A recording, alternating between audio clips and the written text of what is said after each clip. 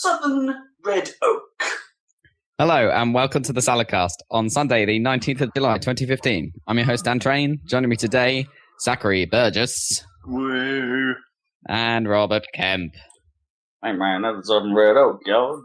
We're talking to you. Have we had several other southern trees in that list? No. I don't know. I just felt like we had. I don't think we've had another southern tree, man. It's true. It's the most southern trees we've had. Most southerly. Actually, like, you wouldn't get an oak in Southern America, right? Like, not where Probably some kinds of oaks. Yeah, I don't know, maybe not red oak where I talk a bit like this, you know. Trees don't actually talk. So. Just FYI, Rob. They tend not to have southern accents. But they can emit deadly neurotoxin that causes people to commit suicide, apparently. Apparently. According to the M. Night Shyamalan film, The Happening. Yeah. Oh, dear. It really happened. That's such a... I mean, that's the most generic name possible for a film, isn't it? The Happening. The Happening. That Well, something happened. Apart from, like, The Thing. The Thing. The Thing. Yeah. The Thing's the best name. You might as well call it Event or Stuff. But I mean, the plot of The Thing involves a happening involving a thing. Well, the plot of most everything involves a happening of some kind. Of some kind. It's a film where absolutely nothing happens at all. It's just a camera points into an empty room for an hour and a half. It's like calling a summer blockbuster Disaster, or They already did. That's like Armageddon. I guess. Armageddon's a little more descriptive, like, because that means, you know, total End of the world. disaster. It means a really big disaster. Yeah, the biggest of disasters. This is just disaster, and that could be anything. That could be like someone Shit, I dropped my tea. Yeah, exactly. Someone overcooking the cupcakes. Disaster. That would be a very short film, but it would involve a happening and a thing. Probably multiple things. Just 2 seconds where Zach drops his tea. Multiple things being happened upon. That would be a bigger disaster than most people, because it does take Zach like 15 minutes to make tea, so... Yeah. That's 15 minutes wasted. Well, I spilled that tea on that other podcast, so, you know. That's true. I still drank most of it, though, so that was okay. What do we call that podcast? Disaster. Yeah, we'll call it the Disaster Cast. It's not quite what we called them. I can't even remember what I called the last one. Probably Splurt Fist or something. Close. Split. Oh no, that was the one before. It was something to do with One Finger Death Punch and Splatoon. Yeah. Like So anyway. one splat dirt punch or something. Yeah. Anyway, Yeah. let's not talk about our own podcast, I guess. It's a podcast about video games. Well, you've skipped ahead a bit there. Yeah, hold on. That is Also, that's Dan's catchphrase. What are you doing?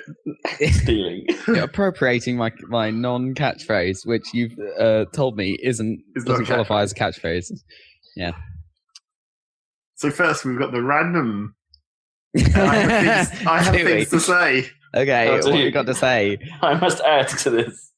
Well, I've got two things to talk about in terms of random. Does it count as a random section if it's like almost you've pre-planned this? Well, I have to remember things that happened over the last 2 weeks. So what's been going on, Zach? What was your happening? Well, one of the things that happened... Did it involve a thing? Several things, I guess. Several things. A multitude of things. And many happenings as well. Myriad things. One thing that happened was we got new patios and paths put out around our house. So I slept really badly the entire of last week. It was a real pain in the ass. Due to the patios? Due to fucking soaring rock directly outside my window all day, every day. Oh, I see, because you sleep during the time when everyone else is actually working. Well, even if I woke up at a normal time, or a relatively normal time, it still would have been quite annoying, because basically they turned up at 8:15 and immediately started soaring rocks. It's like, come on, I mean, at least start at 9 or something. But goddamn.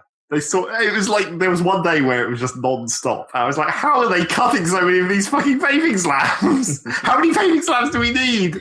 Surely it would be easier to cut them wherever they come from and then plop. Well, it's I know, because you need to measure it you always need to right. measure it. Well, you need to measure it to some extent, but it's also because they were doing one of those like non-symmetrical patterns or whatever, where it's just like randomly sized. Oh man, okay, yeah. So right. there's actually quite a lot of complicated little notches probably to. Cutting different sized bits and then fitting it all around the corner of the building and the drain covers and the paths. Yeah, it sounds like quite a lot actually. It was like, motherfucker.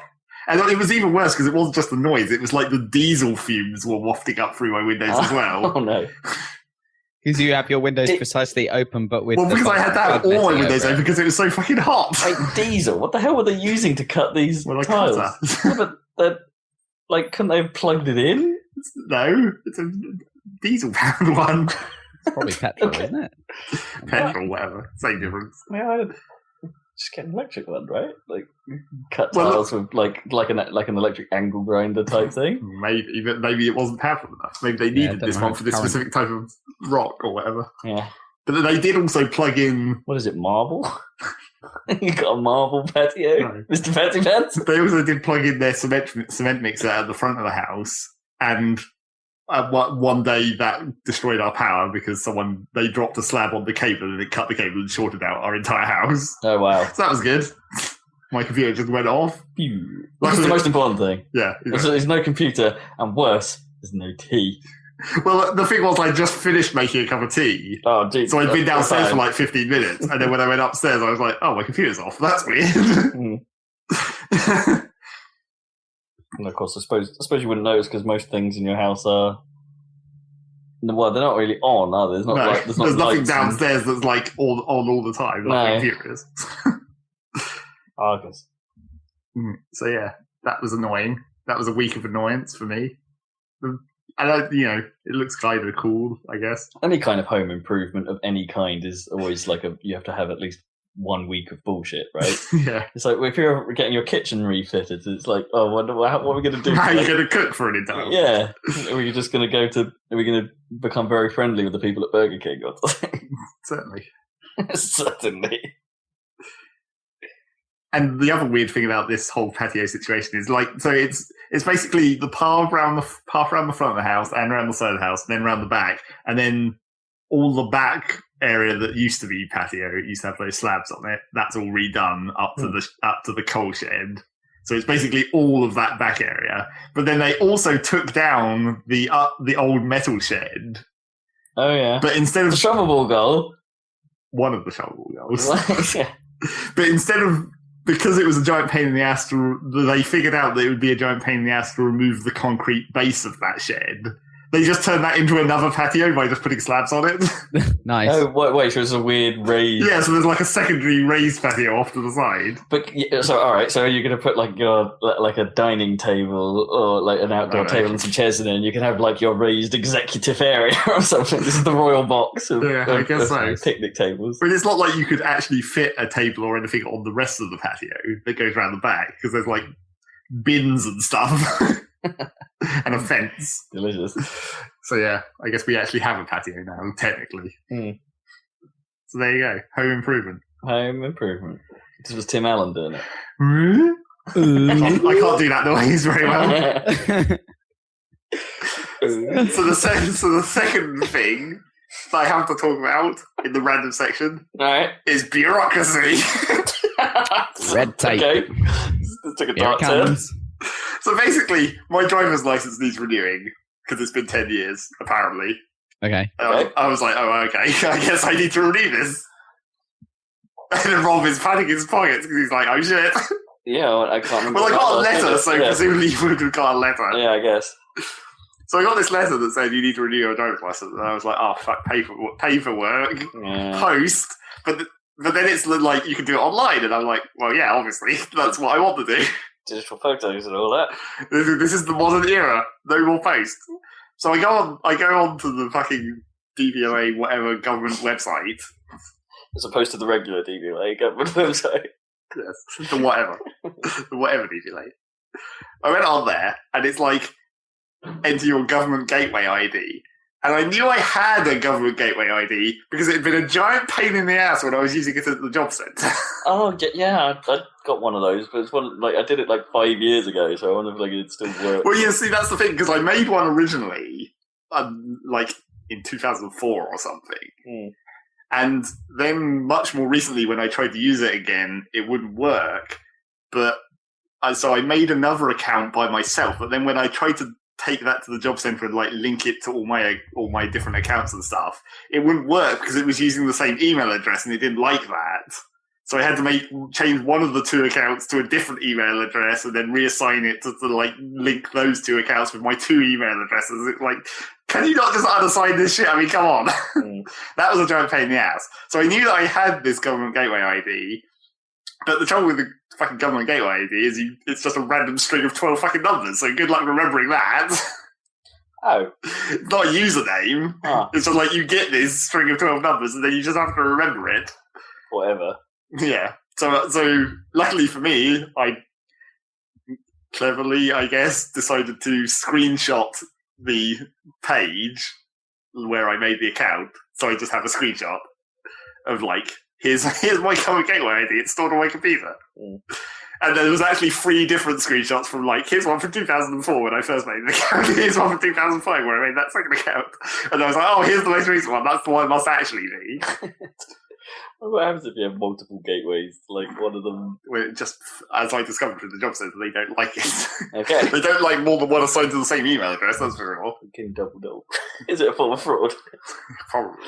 So anyway, I found this fucking number after all this hassle, typed it in, and then I was like, apparently my password is not any of my usual passwords. So I was like, well, right. Shit. Is it Reset government your gateways password, below? then. No, I think the password you can set. Can't I'm you going to just call do a interruption reset to your time. email Sorry. address or whatever? Yeah. Interruption has occurred. Well, Rob has to leave, but I'll continue telling this story, I guess. Carry on. All right, fine. I was going to cut and stop, but never mind. You can carry on. So yeah, I couldn't remember my password, and the thing about it is, like, I couldn't see any reason for it not to be one of my usual passwords because it in the like password field it says it has to be between 8 and 12 characters with numbers. Standard. It's like between 8 and 12. That's a very small window. So your password's normally longer than 12. Yeah. Well, no, like the password that I thought I would have used fits exactly in that window and has numbers in it. And I was like, so it's got to be that password, hasn't it? Surely. So I put it in. It's like, no, it's not that password. I'm like, well, fuck. Fuck. Screwed. So then I'm like, okay, recover password. But the fucking 8 government... and 12 is the stupidest thing ever. Like, greater than 8, fine. But less than 12? Or less than or equal to 12? Like, why? Like, what? They save database storage space or something. They're really not. Like, that's so stupid. Because they should because it won't make any difference if they're doing proper security because they don't store your password. They store the hash of the password, which is always the same length, regardless of the length of the bloody password. So it doesn't make any sense whatsoever. So yeah, so I went to the recover password option, but this is where like the government bureaucracy got really intense. Because bureaucracy. Apparently they really don't want you to recover your password. Because I was like, okay, go to recover password. It's like enter your address. No, first it's like enter your full name. I'm like, okay. So I put my full name in. Then it's like enter your address. And I'm like, okay. I put that in as well. Luckily it hasn't changed, but yeah. Yes, fortunately. And then on the third page, it's like, okay, enter either your password or your ID, government ID, depending on which one you're recovering. And then answer 3 secret questions. All 3 of them. Okay. All 3 of your secret questions that you apparently set. And you probably... rather than picking one at random. Yeah, rather than picking one of the 3, or like... And like, I'm not sure I even remember choosing these passwords. I think that secret questions. I think they might just be these are the 3 that you have to do. Right. And so I have no fucking idea what my secret password questions were. It's like one of them is like name an important town. And I was like, well, what? Ipswich, I guess. That must have been what I put because I mean, what else would I fucking put? That's just not very specific, is it? Like, no. Usually they're like, what is your mother's maiden name? Or well, yeah, that one was in there. So I was like, okay, that one I know. And then the third one was like, I think the third one was just like an important name. And I was like, what? what the fuck would I even put for that? Could be anyone's goddamn name. Zach. Yeah, exactly. So I was basically Tell us all this enthusiasm. What's Zach? I was just telling them about how the government gateway ID requires you to answer all 3 of your secret questions to recover your password. Right. Which I couldn't do because I fucking can't remember, and they don't. But did they not tell you what the question is? Just give 3 answers. So that'd be really hardcore. So at this point, I was like, well, fuck, I guess I'm screwed. I'm not going to be able to use this account because I can't recover the password because I can't remember the fucking secret questions. Yeah. What was the one you couldn't remember? If you can't remember, it doesn't matter, I suppose. What's an important name? Yeah. Wow, that's quite vague. No. And another one was what's Sonic. an important town? Yeah. London. That's not a town. Mandu. Yeah. I'm going to go with Milton Mowbray. So yeah, at this point, I was like, Yeah. at this point, I was completely fucked on this account. But it was at this point where I was just considering my next option, whether I just try and make yet another government gateway ID and just say fuck it or whatever. At this point, I realised that it said on the postal thing that I got, like it says you can do it online, but it says they pull the image. You don't get to upload your image. It pulls your image off your passport. Okay, that makes some sense, I guess. So I was like, oh, okay. But then it says, so I don't know exactly what caused me to do it, but then I decided to go and find my passport.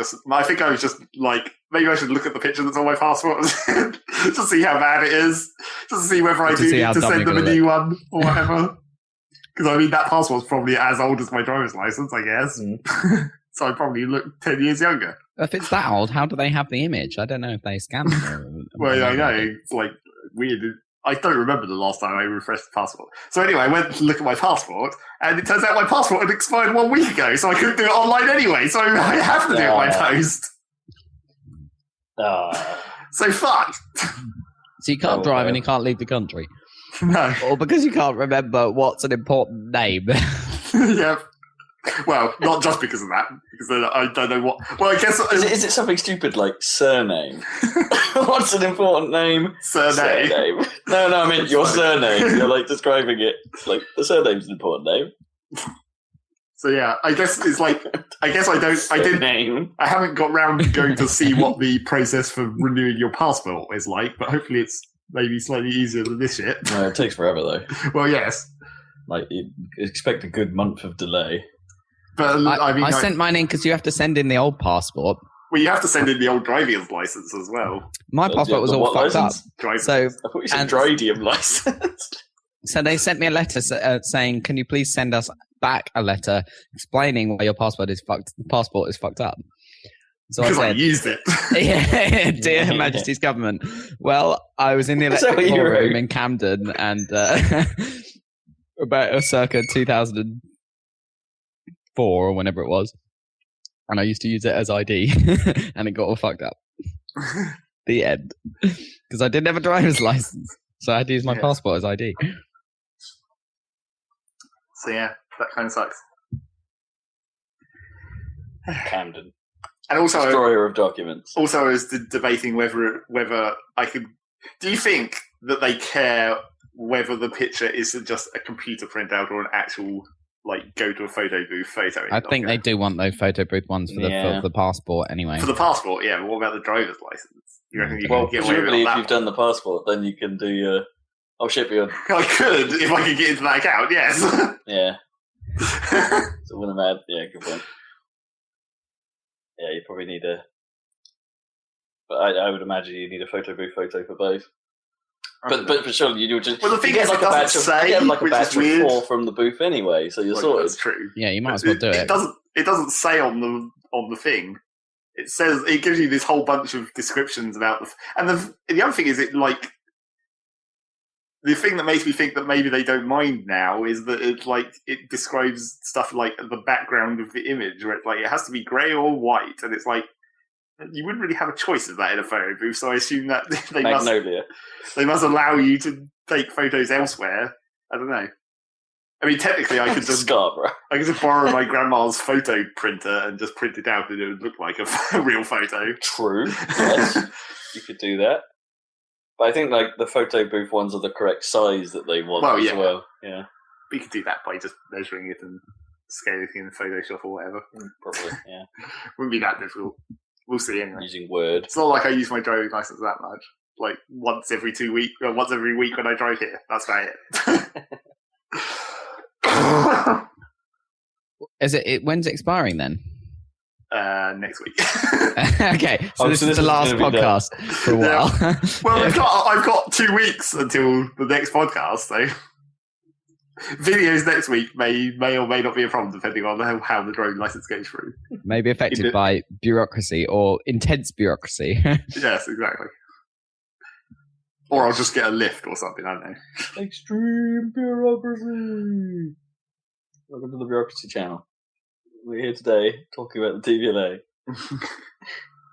How many of you know your secret question? Or one of the three. Or any of the three. Or all of the three. I dread to think, I bet there's so many accounts I have where there's a secret question that comes on. I don't know. Like, what's your favourite cheese? And I'll be like, oh, there's so many. I think I've preemptively written down the answers for the Apple ones because I knew I wouldn't be able to remember the question or what the questions were or whatever. Well, the thing is, I've got the answers here. If you want to know the answer to my Apple security, well, one of them is Canterbury. Now, what would the question be? An important town. Yeah, there you go. An important town I've actually never been to. Which is your favourite archbishop? Yeah. That's the best one. I mean, I'm pretty sure those ones on the government gateway ID, I can't have chosen those because they're so dumb. And there's no way I would have remembered them. Unless the ones that, Unless they were all that bad and I just chose the 3 that I thought were least bad. Yeah. Or sometimes you get a question that just isn't relevant, as in you don't have an answer for it. It's like, when did you last ski or something? It's like, never. Well, that's an answer. I suppose so, but yeah. I always have questions related to pets, and I never had any pets, so I was allergic. So. Oh yeah, what was the name of your first pet? I don't know what my first pet. I don't. Yeah, what's the name of your first pet? Non-existent. Mr. Non-existent. So yeah, that was a week of annoyance for me. Grr. What about you, Rob? What's been happening? How's your daughter? Or whatever it is. How's my what? No, what's been up, man? That's the... What? What's I have a daughter? What's it? Stan, isn't it? The Eminem song. That was quoting from. What's up, man? How's your daughter? I'm about to have a daughter, too. I'm going to name her Bonnie. I'm going to name her Bonnie. Anyway. The biggest fan is Stan. Yeah, been alright. It's been mostly work as usual for me. Work, with a side order of work, and then going to Stowmarket to talk to registrar people about weddings. Stowmarket. When was the last time you had to go to Stowmarket? About 4 years ago, where I think I went to someone's birthday party of some description.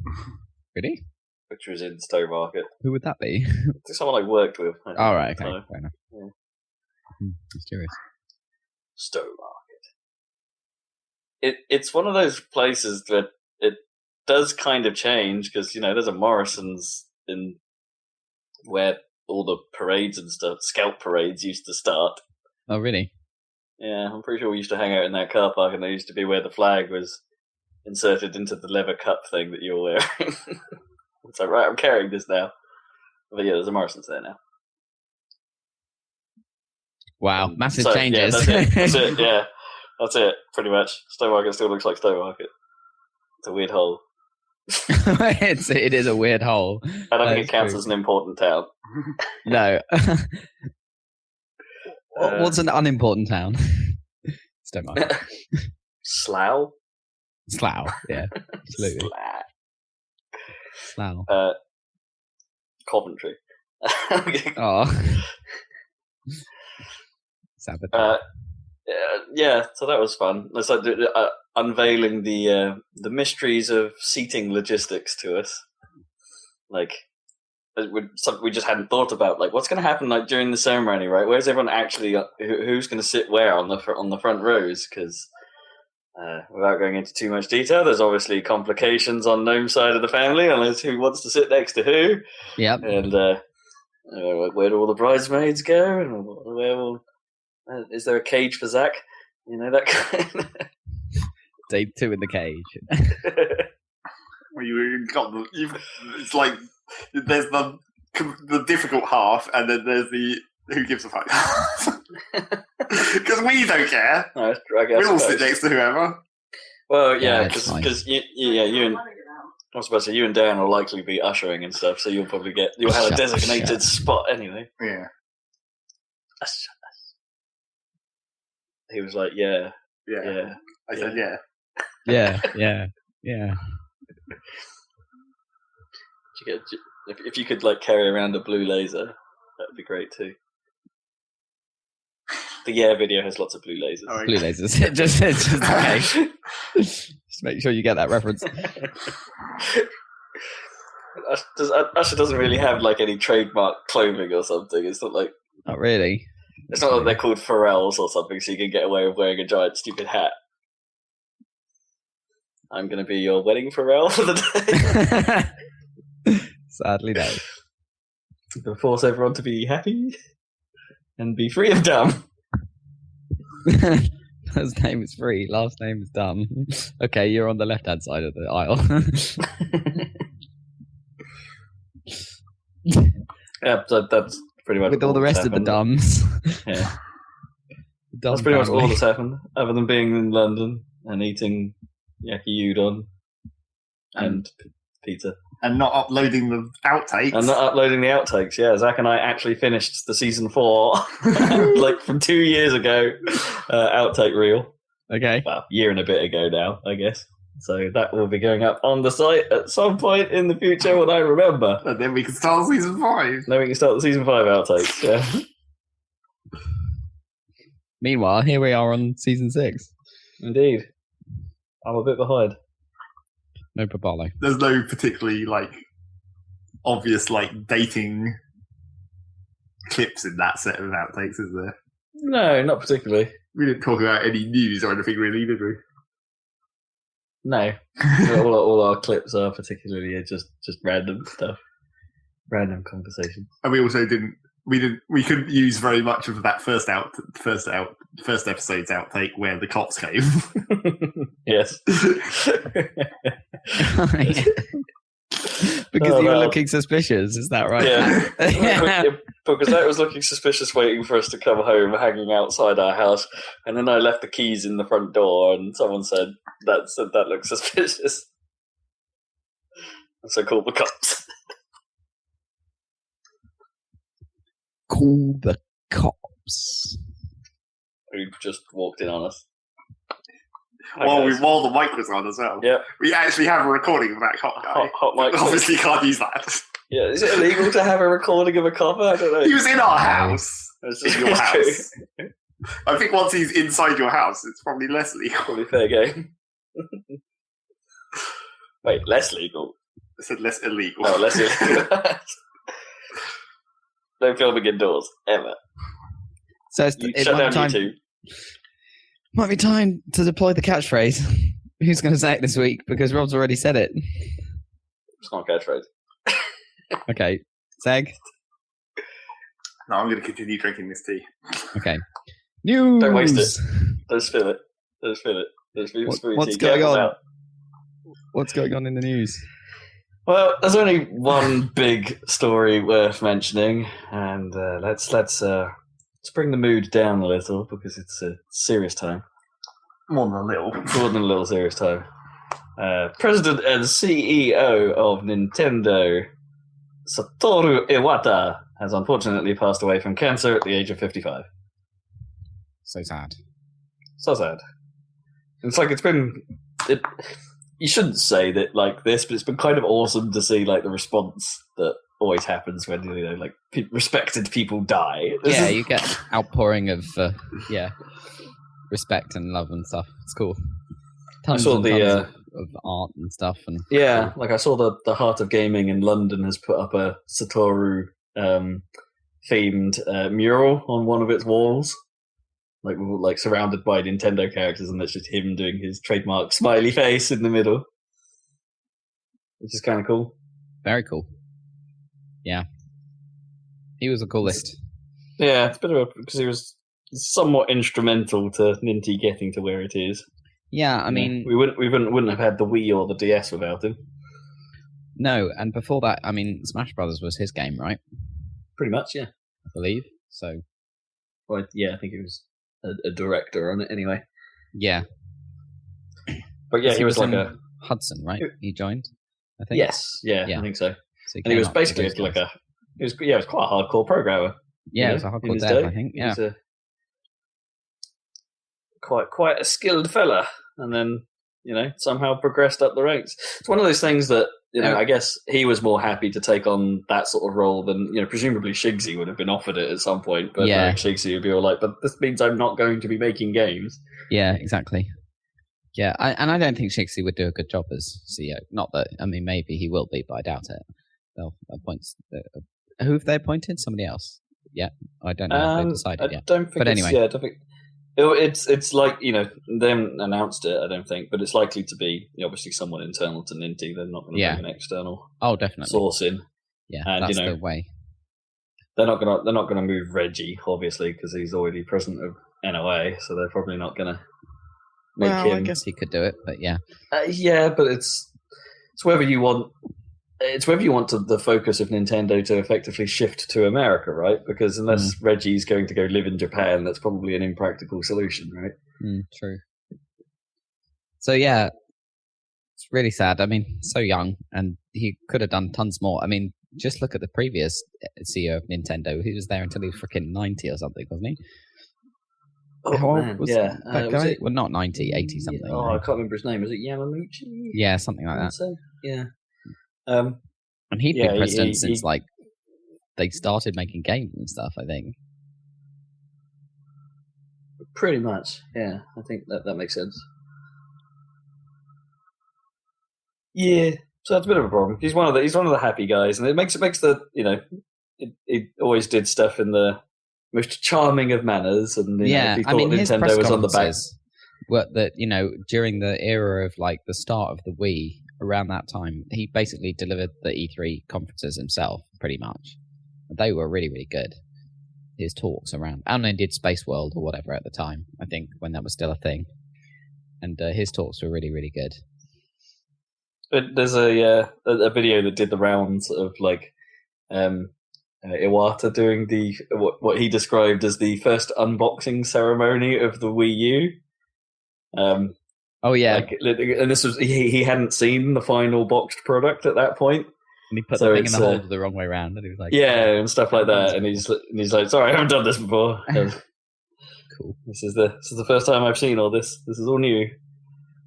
And he seemed to be enjoying himself, just being all like, this is quite interesting. Let's look at this. Oh, here is the AC adapter. Ooh.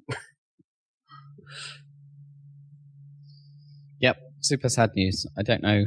I mean, obviously, there's been some missteps recently from Nintendo, arguably. I mean, from a business perspective, I suppose the Wii U isn't a huge success. But, I think they would have... But the Wii U is still in the essence of what Nintendo go for. One of Iwata's phrases was to basically be unique. He obviously words it a lot more eloquently than I'm remembering it. But his key philosophy with how he managed Nintendo is that they always have to be doing something unique, and he's not wrong. Pretty much, they're not. They've never just followed, have they? They've always done something different. I mean, it doesn't take much. You just look at the hardware and the games they put out.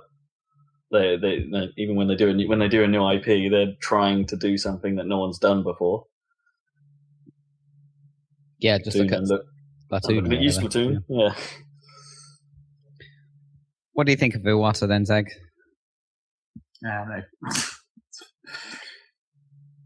Smash Bros. Man. Yep, I guess that's it. There we go. There's its epitaph right there. Saxon carving it out right now. Smash Bros. Man. does beg the question, right? Like how much of a legacy will he have left behind? As in, like, how much is already in motion that is Iwata's that the new guy might come in and disagree with? Like, hopefully. Well, I don't think they'll. I don't know. If Though someone's I going to reckon take it in a radical direction, I think they'll just carry on in the spirit of what it was saying for. Yeah, I think they'll definitely pick someone that's they feel is a similar mindset, similar vision to carry them forward, because they've had such success with the Wii and DS that, you know, they can basically say, okay, look, we've done good with this approach before. Maybe what we need is some fresh eyes to try and find to find that gold again. Keeping the same philosophy they always do. It's sad. I wonder if it's kind of a shock situation, because I mean, we knew he'd been ill, but like, I don't think they'd have had him so prominent in the E3 thing if he'd been everyone knew he was terminally ill. No, he sort of wasn't this time. He wasn't in the E3 thing personally this time, was he? No, it was all puppet work for him. Puppets, I guess. Yeah, because they had Reggie and Shigsy out, didn't they? But that's I don't true. think. Yeah, I guess. I don't think Iwata got involved. He did some voice work, I guess. Yeah, I guess that's it, isn't it? Yeah, I guess there must have been some knowledge that he wasn't in the best of health still, but as far as we knew, we thought he'd recovered from his first bout. But maybe not. It's the way of these things. Who earns? Well, no more banana jokes. Ninty news. Or is everyone going to do a banana joke? Is that the thing at E3 next year? Just both Reggie and Shigsy are holding bananas. I really hope not, because that's not a good kind of like memorial. That's like a really dumb memorial. It's true. It's the best. Bananas. What else, Guan? Well, actually, I don't know, because I don't think a great deal has actually been happening. Let's just talk about Pluto. I don't know. Well, yeah, that's news, I guess. Yeah, Pluto's news. Why is it so brown? It's quite brown. It's like coffee brown as well. It's like a... And it's got that kind of weird heart-shaped sea situation going on. Apparently, there's quite a lot of ice. That ice isn't brown. No, but presumably it's see-through. Unless it's dirty ice. Well, yeah, it's probably dirty. Dirt ice. Dirty ice. Yeah, filthy ice. And Sharon is like a lighter. Well, Sharon's like grey, like you'd expect. More grey. Small objects in the outer solar system to be. It's like, why is Pluto brown? That's the weird one. It is weird, because like, what makes Mars red is like iron, I guess, isn't it? Yeah. Is that right? But I don't think that's what's causing what Pluto's colour, is it? I don't know. Well, probably not. I don't know. I was trying to think of like things that could be brown, but like, I don't know. Do you see that? I don't actually know enough about planetary science. Apparently, they're like informally calling the like dark area at the in the northern part of Charon. They're calling it Mordor. Yes, obviously, that's quite dumb. It's really dumb.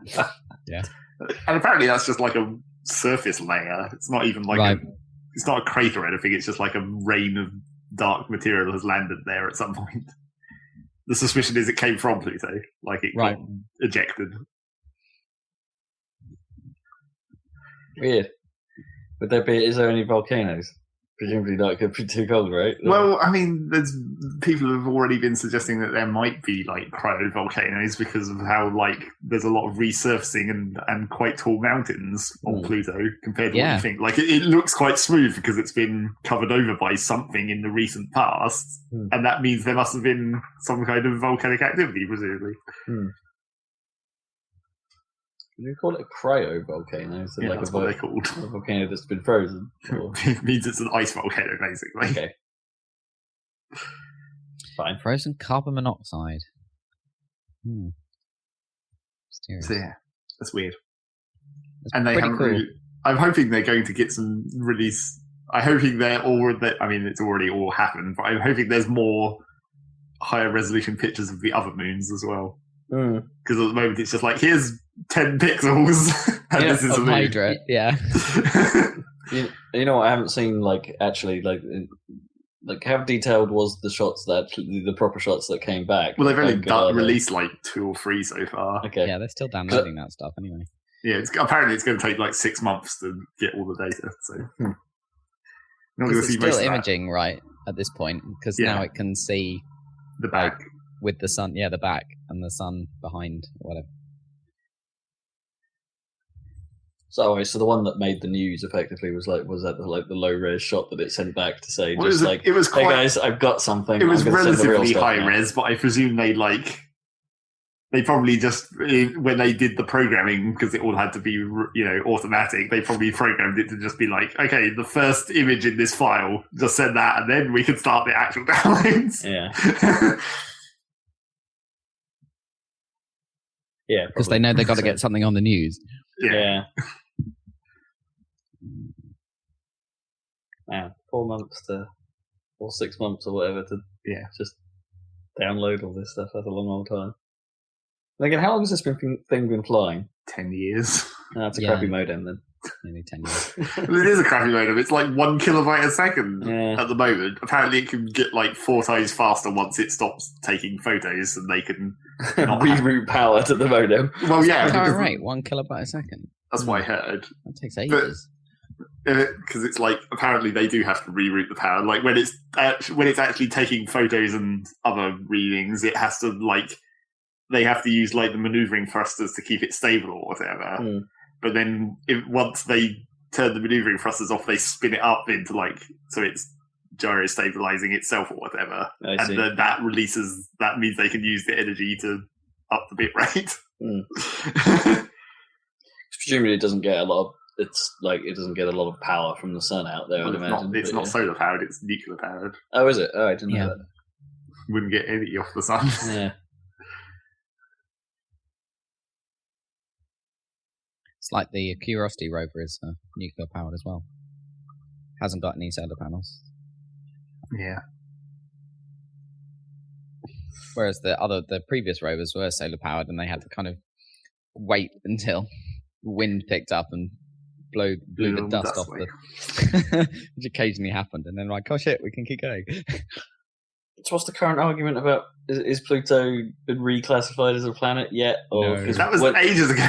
Or are they declassifying it again, or all that stuff? Because that keeps going on. It's going to continue being a dwarf planet. Okay. It's just that now we've discovered it might actually be bigger than Eris.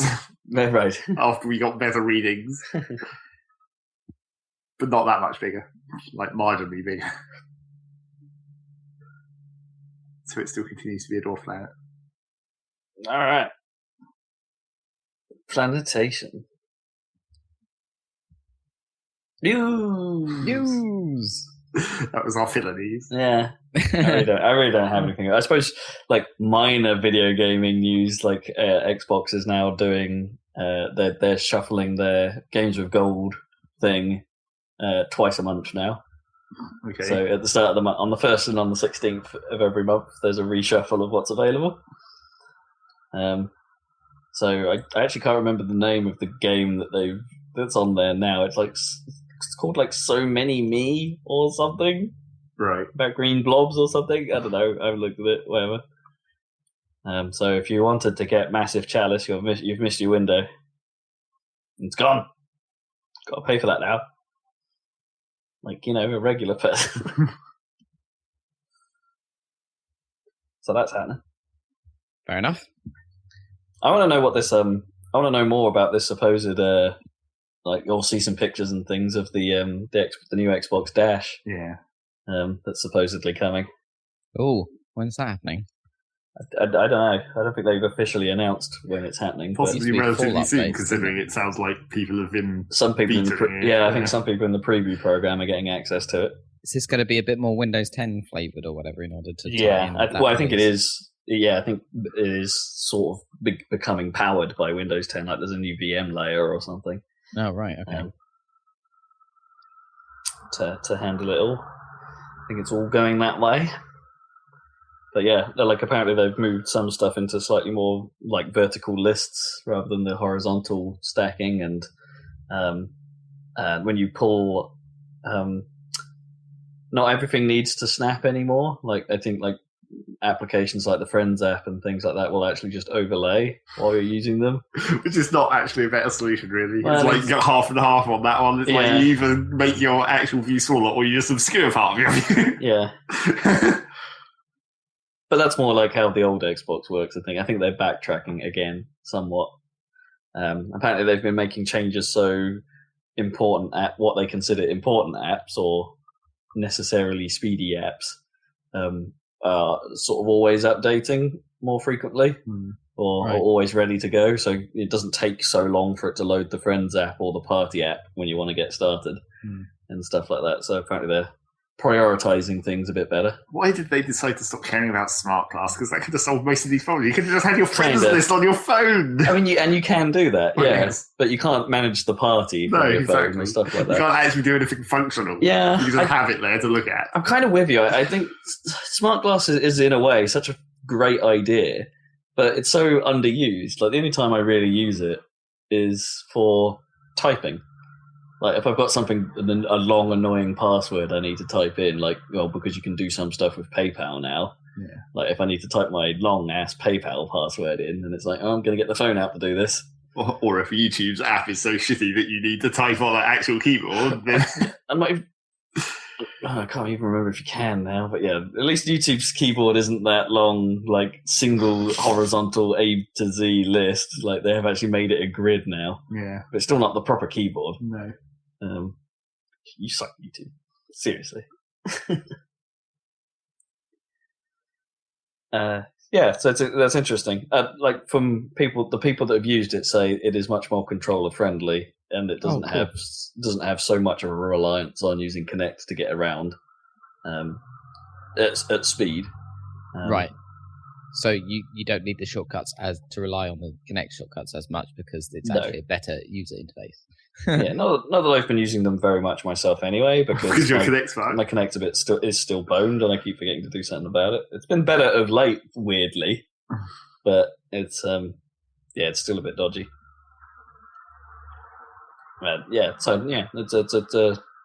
It's more of that whole backtracking idea coming to fruition, but I guess it's this will be the second of the 3 dashes I'm sure the Xbone will end up having if it's following the same pattern as before.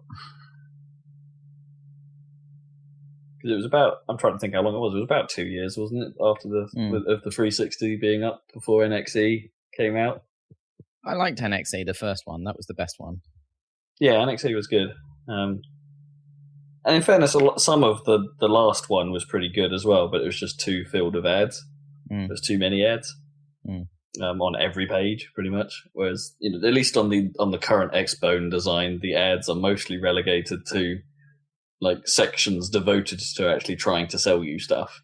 Like you've got that one sponsored flag. Well, you've got those 3 tiles, I suppose, on the home screen down the right, but the rest of the most of the space is taken up by useful stuff. And they're actually kind of useful sometimes, those tiles there on the right, because it's like they remind you when Deals with Gold has updated or stuff like that. So Xbone, still holding it down on the UI tip, yo. It's a console. It's a console. Go away and go to a shop and take money out of your bank account and give it to the shop, and they will give you an Xbox. And it wasn't that bad a deal if you were on the Amazon Prime Day, that terrible thing. I cancelled my Amazon Prime the moment they upped the price and gave me all that video shit that I didn't want. No. I was happily paying it for the free delivery. Instant delivery, yeah. But then, not that I was actually... I don't think I actually saved money, but it made me more likely to buy stuff. So, of course it would, yeah, because it's like you can buy it and get it quicker, and it's all like it's really good. You don't end up having the potential of that ponderous regret phase. Exactly. 7 days and it's still not here. Oh. But now I don't want all that instant video. I'll get Netflix if I want it, or whatever. I don't know. Or I want it to be a separate thing, like at least, or an option of being a separate thing. But they want to bundle everything together, and they'll just keep raising the price until they give you everything, and it's £100 a year or something. It's already like 7. But it's just, I think it's a stupid approach. I don't think it's. I think maybe they were slightly worried about people using Prime just for that, and maybe they were losing money on it. It's amazing how many dumb decisions Amazon seem to make. Like for every good idea, like the Kindle, which is great, and Amazon cloud services in general are pretty good. There's something like the Fire phone, or there's the stupid Siri for the living room thingamajig. And was it the Fire TV? Is that what it is? Or? Well, that's probably okay, but I mean, because that's basically one of those Google dongle things, isn't it? Kinda. It's like, or is it more like it's a streaming box, really. It's for like access to Prime Video, really. Yeah. No, I mean, what's the Google dongle thing called? What, Chromecast? Chromecast. Yeah. Are they similar? Chromecast needs a PC really to work. Does it? Like, you need to send stuff to a Chromecast. Right. But you can use an iPad or something, right? I think. Yeah. I don't think you need a PC. But yeah. Anyway. Yeah. They just make dumb things quite a lot, and they don't make any money. Do you know that? Amazon, like, they discount everything or whatever, and they sell, and they're like, the amount of revenue they have is gigantic. It's like bigger than twice as big as Tesco or something, but the actual profits they make off that is like less than zero. So they're losing money right now. Yeah, I think they've always lost money. So aren't they about to, like, I don't know, because Alibaba's not in this country yet, are they? No, like, because they're the other big guns that are probably going to take over the Amazon space potentially. Yeah, they're cheap Chinese goods. Alibaba. Yeah, it's weird. Anyway, the stuff is cheap and it arrives quick. The core business is good for me. You know, they don't pay tax and shit, and that's terrible. But I mean, at least I can get what I want for cheap, and it gets delivered quick. It has happened on more than one occasion of late, where I've been looking at game prices and stuff, and Amazon managed to undercut at the last week or so before launch, and it'll be all like, "Yeah, actually, no, we've got this cheaper. Oh, and it's on free delivery. Boom, boom. Suck it, people." And they tend to have amiibos in stock, so you know. Get your amiibos on Amazon. For all your amiibo needs. I don't know why I want to waste my money on. I think I'm going to buy some more Lego. Did you see there was a slight spoiler from a Lego set for The Force Awakens? Not really a spoiler at all. But the fact that Poe Dameron, the cool X-Wing pilot, he has an awesome black X-Wing that's different from the other X-Wings. I'd already heard about that. Yeah, that was already rumored or whatever, but yeah, it's confirmed by there being a literal Lego set, which is a black X-Wing called Poe Dameron's X-Wing. Is he like, he's like slightly less than secretly working for the...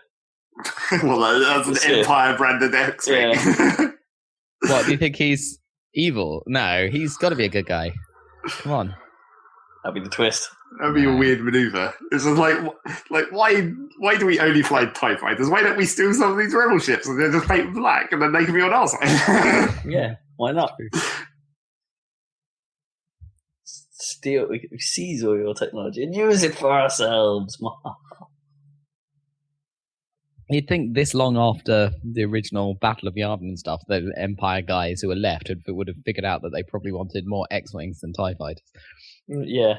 Well, they don't want more X-Wings than TIE fighters. They just want the better TIE fighters. They don't want to be just bog standard TIE fighters. Yeah. They want all those advanced TIE fighters that actually have like shields and stuff. What's happening? They're not even using, from the footage of the film, they're not even using interceptors. They're just using bog standard TIEs, except they're a different colour or whatever. Maybe they've still got quite a few of them left, you know. It's just like get rid of them. I think they're a new model of it's the less a problem TIE, with the TIE fighters and more a problem with the pilots. Yeah. You can have as many TIE fighters as you want. You can't have that many people. That's all drone TIEs now. Well, that's TIE Ds. Those are different. Yeah, but they're not canon anymore, are they? I imagine. No, none of these advanced TIE fighters are technically... Well, interceptors are canon. Interceptors, they're in Jedi. Well, yeah, and bombers, I guess. And bombers, yeah. But you wouldn't want bombers are specialized. No.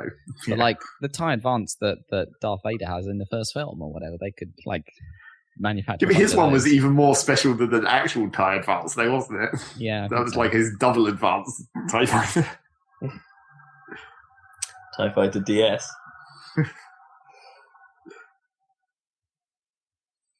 Now with two TIE Fighters. Did you see the real each other? guys? The from Comic-Con, that's what's been happening. So there was like... I suppose, yeah, that's news. What was Still trying to... Oh, God, we're so filling. No! Trailers for shit.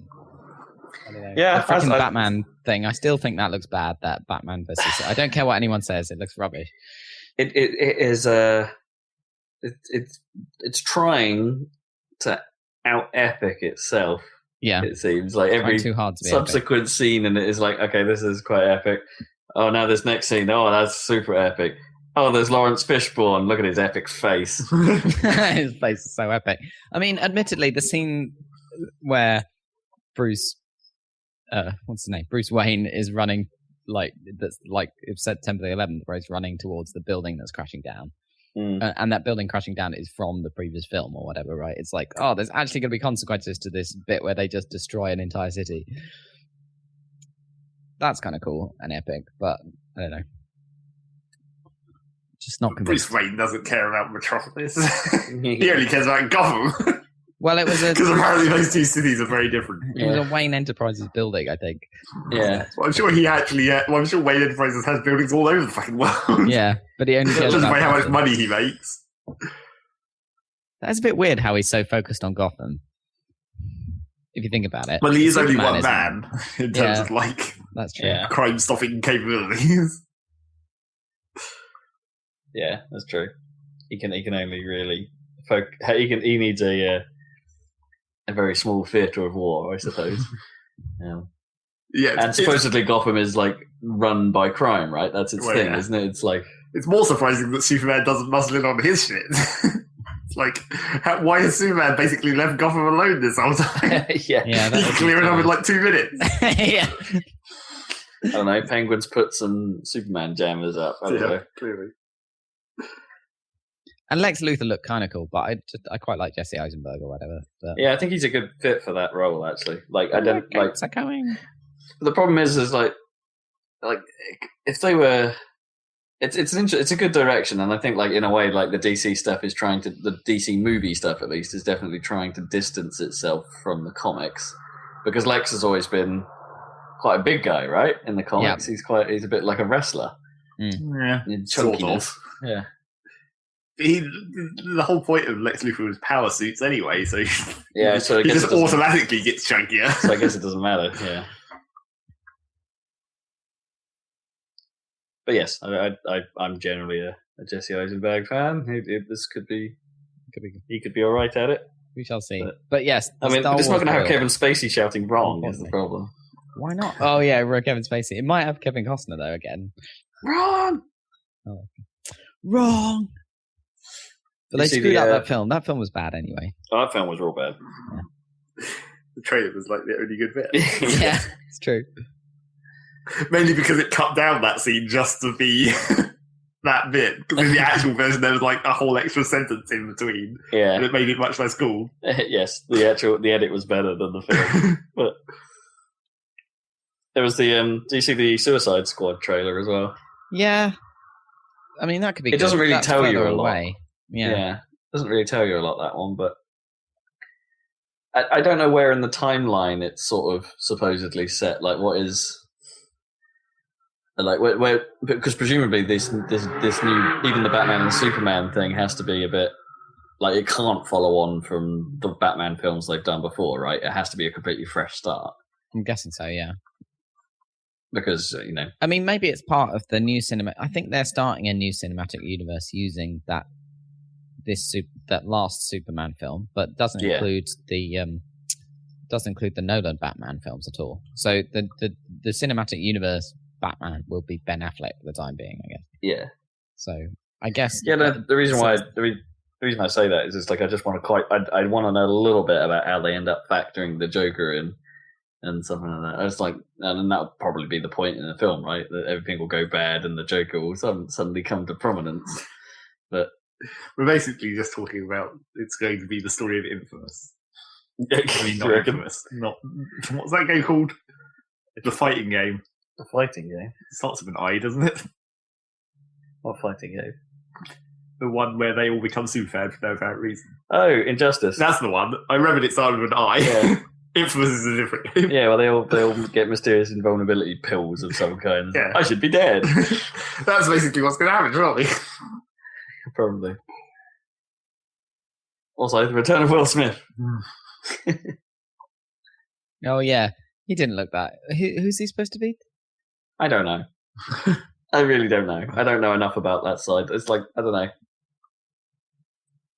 I saw the trailer came out for their one of their new TV series, because apparently Arrow and Flash are pretty good.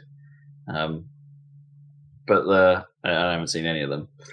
But they're doing a sort of, another sort of Misfits coming together style TV series. Right. And it's got the guy that played Rory Pond from Doctor Who is a time traveler guy who comes back from the future to say, no, you guys are going to be legends and stuff, but I just need to help you get there.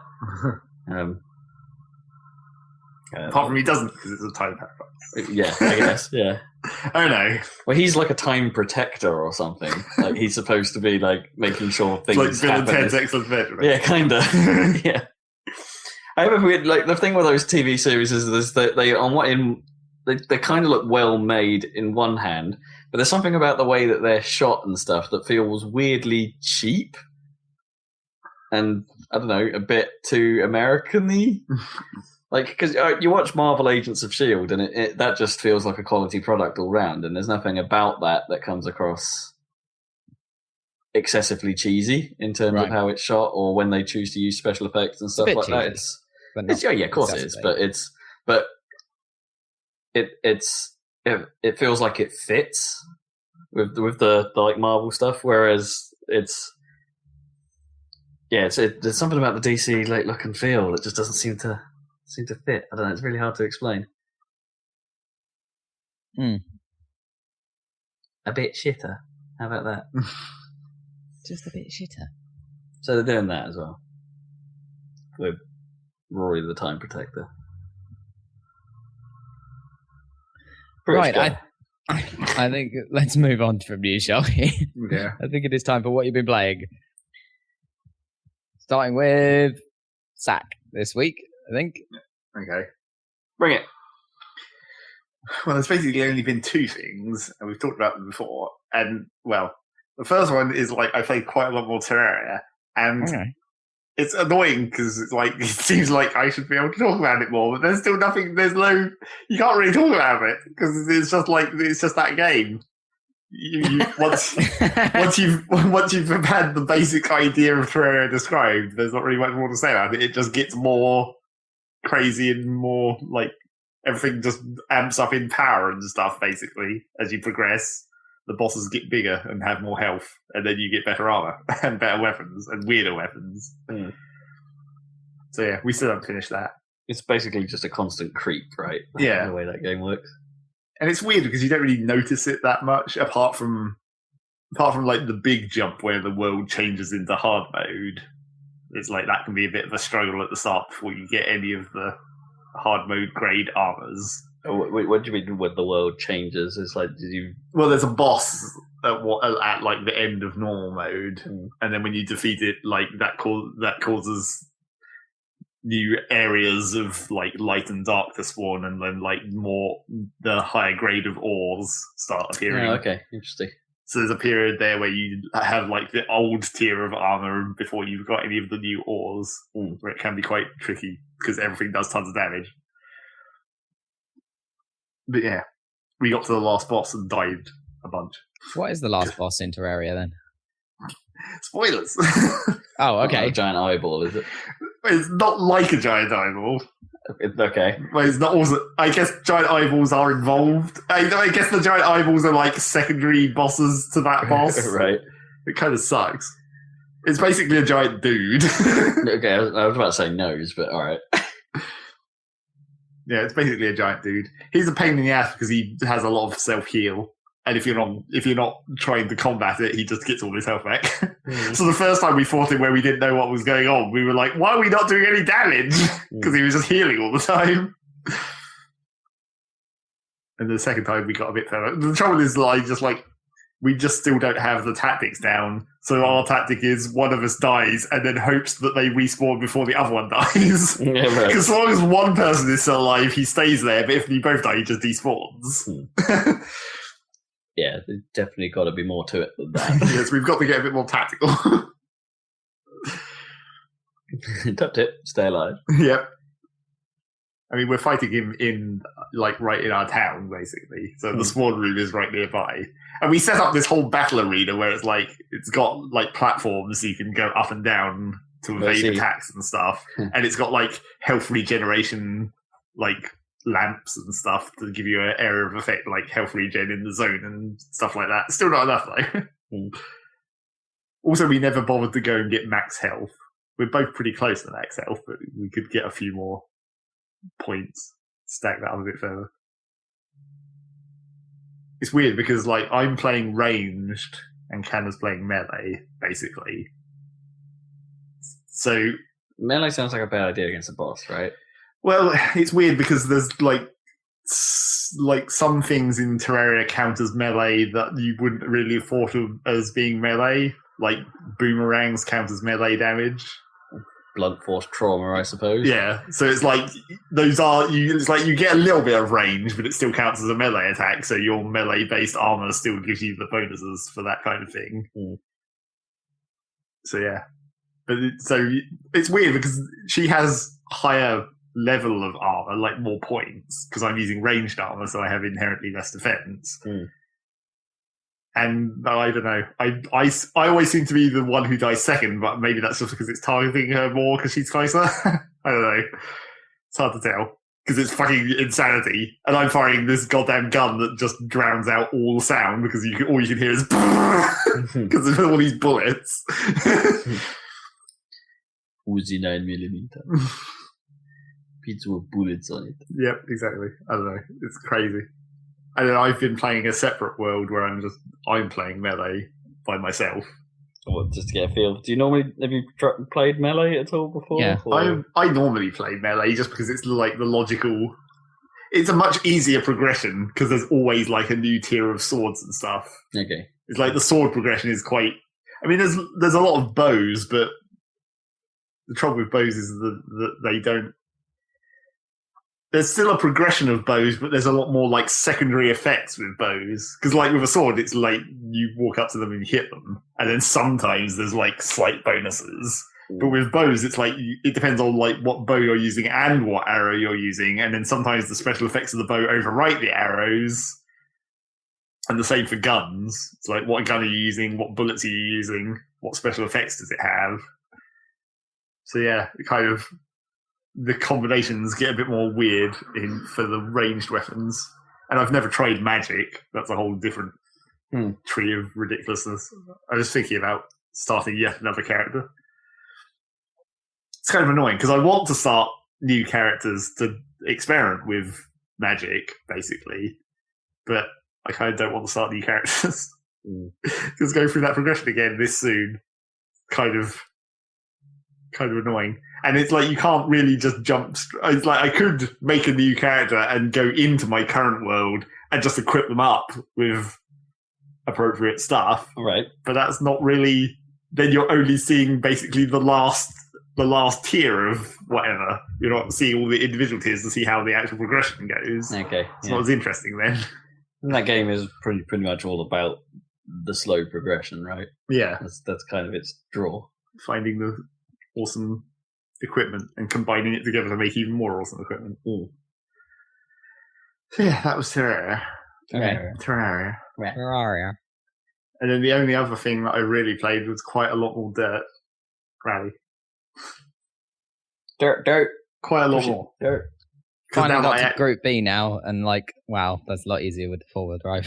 Yeah, I told you. It's a lot easier, but also like a lot it's faster. Still Group B, so it's insane. Yeah, it's insane. But still, it's cool. I didn't know which one to get. I got the Peugeot 205. Because there's an achievement attached to it. Is there? Okay. Yes, that's the important. Make sure you buy that. Okay. I got that one. There's an achievement for fully upgrading that one specific, and it's like when you go to Group A, make sure you buy the Subaru because there's an achievement attached to that. I wish I could see the history of the events that I'd done or where I was in terms of what's going on, because I think I did 2 rallies and then I was doing the 3rd rally and I accidentally discarded, and I think it got rid of all of them. But then when I went to go back in, it was like, well, now you're elite and you can choose. Like, it started again from Monaco, and it was like, choose a car, and I was like, well, now I can go Group B, and it was like, hold on, I hadn't finished with the rear-wheel drive. What's going on? It's like, what? It's a bit weird because if you'd actually discarded it and it gave you a DNF, then potentially you could have. If that was the last one, it could have finished that set of championships and then just started a new set. Maybe it must have done, yeah. Or you can actually, if you're midway through, if you've saved after a rally has finished, but before you've started the next area, terrain, or whatever you want to call it, country, if you save in that point in between the 2 countries, then when you re-enter, you can choose car again, regardless of the fact that you're in the middle of it. Oh, okay. Which is weired. I don't know why it does that. But yeah, that can happen. I normally don't save at that point. I normally actually just end up forgetting that you can save at that point. So I always end up in the service area of the first of the next country, and then I save. Then you save, yeah. Yeah. Anyway, how's your rallying going? Because you must be miles past where I am. Well, after I got the steering wheel out of the attic and actually started using it, and after the force feedback patch and everything and all that guff, it was like I started getting a lot better, I think. Maybe. Yeah, you definitely drive it in a way that looks proper compared to how I'm driving it. Well, you're still in the old cars, that's the trouble. Yeah. You haven't got to 4-wheel drive yet. No, I think I'll probably enjoy it. I did a daily event where it was one of the rear-wheel drive. I think it was the 1980s, like the Cosworth or something. I tried doing that, and I couldn't fucking do that at all with the steering wheel. But that was also because it was the daily single event, so it didn't have the setup. And you really need setup. I don't understand. It's fine because it's meant to be a quick thing where it's just like do one stage, but you don't get the setup, and it's like critically important. Yeah, I think that's a really stupid thing to leave out. What do you tend to do with the setup then, Zeg, mostly? Well, I mean, I change the gear ratio, but... Well, yeah, obviously. This is one of the things that I've been having problems with my recent drive. Because, basically, I've got to the highest tier of AI, so I'm at the master's grade, and I've got to the 2010 cars. Because I finished my Do you run beat the through AI still, or not? Well, no, I've continued to come like 3rd or whatever in every tier as I've gradually got better. Okay, that makes sense, because that's what happens to me. Anyway.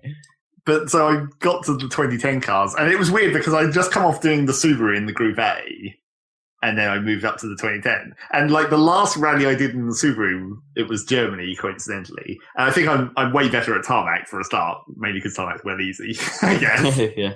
Comparatively. Predictable grip. Yeah. But it seemed like it ended with Germany with the Subaru, and it started with Germany again when in the next run when I brought the 2010 car. And I was like, wow, I can't drive this fucking thing at all. How is this so much more difficult? Somehow the 2010 car seemed way harder than the like old ass Subaru. I mean, it's faster. I think the main problem that I was having with it is just like the brakes are way better. So I was just like braking miles too early, but I couldn't figure out. It's like I couldn't find the precise point where it was like I'm either braking too much or too little. So I either brake way early or I just brake too late and slide off. Right. There's like, because the brakes are stronger, there's like a way smaller zone of hitting it at the right point. So that was my main problem with starting the 2010s. But then my other problem with that I started to have was because I was still messing around with setups, because with the Subaru I'd just been using the defaults in like all 4 of those rallies that I did. But then when I got to the 2010, I was like, this feels weird, I need to mess with this. So I started trying to change things. And also because a lot of the times the default setups seem really strange. But it's like, because I don't really know how the fuck you actually set up a real car. Yeah. I don't, because it's like, you have the front diff and rear diff, and they both say, like, loose diff will improve grip in low traction conditions, but a strong diff will give you better straight line stability or whatever. And, like, it's set where like the front one is all the way loose and the rear one is all the way strong. And I'm like, how does that work? Yeah, what does that? What the fuck does that mean? Yeah, what is that? What's the ratio between the settings? Like, and how does that affect it? Yeah, so I was fucking around. Basically, when I got to Greece, so there was like when it went to super low grip, and I was like, this feels extremely weird because I tried it. I was doing like the shakedowns. So I tried it on default, and I was like, this feels weird. I can't drive this right. So I started fucking around with the settings. I was like, okay, let's set both the diffs to loose, and then let's try and run with the suspension set more soft or more firm, or the dampeners and all that. I messed around with it for ages and eventually came to a setting where I was like, yeah, this feels better. So I drove like 4 stages with that, and I was finishing the stages well enough, but my times were shit. And I was like, this still doesn't quite seem right, because I was definitely doing better with that Subaru. Okay. So then I went back to the default settings and just tried it again. I was like, oh, now I'm like 5 seconds faster. So I'm like, well, shit, I guess the default settings were right all along, and I just made a shit setup. Yeah. I tend not to tweak it that much. It's just like a little bit of gear ratio, a little bit of bias. Yeah, I mean, gear ratio is the only thing I changed because I prefer acceleration to top speed. Well, because there aren't many tracks that support top speed. So. But then it was just like, once I went back to the default settings and I started doing better again, it's like eventually I started very carefully only changing one setting or whatever and seeing how it affected it. And I think like, for some reason, I think like the differential settings, I prefer the exact opposite of what you would have thought. I don't know why. It's like once I turned the diffs up towards strong on the gravel tracks, that seemed to make it better. And I was like, that's not what it says. It's like it says the exact opposite of that. Right. So generally, from your research, don't touch it apart from the gear ratio. Yeah, generally I have no idea how to set up a car. And that's even without going into the advanced settings. Well, you see, because I thought like the defaults also strike me as somewhat weird, like because on the tarmac stages, right? Yeah. You'd think, like traditionally, isn't that where you set like a firmer? Yeah, firm suspension. But yet the default settings are really quite soft. Well, it's like a lot of the cars that I've been seeing in the higher tiers, it's always like hard, like firm rear and soft front, which sort of makes sense because you're transferring the weight onto the steering wheels. But it's like it's 4-wheel drive, so surely you want them all to be more or less the same strength. I don't know. It seemed weird.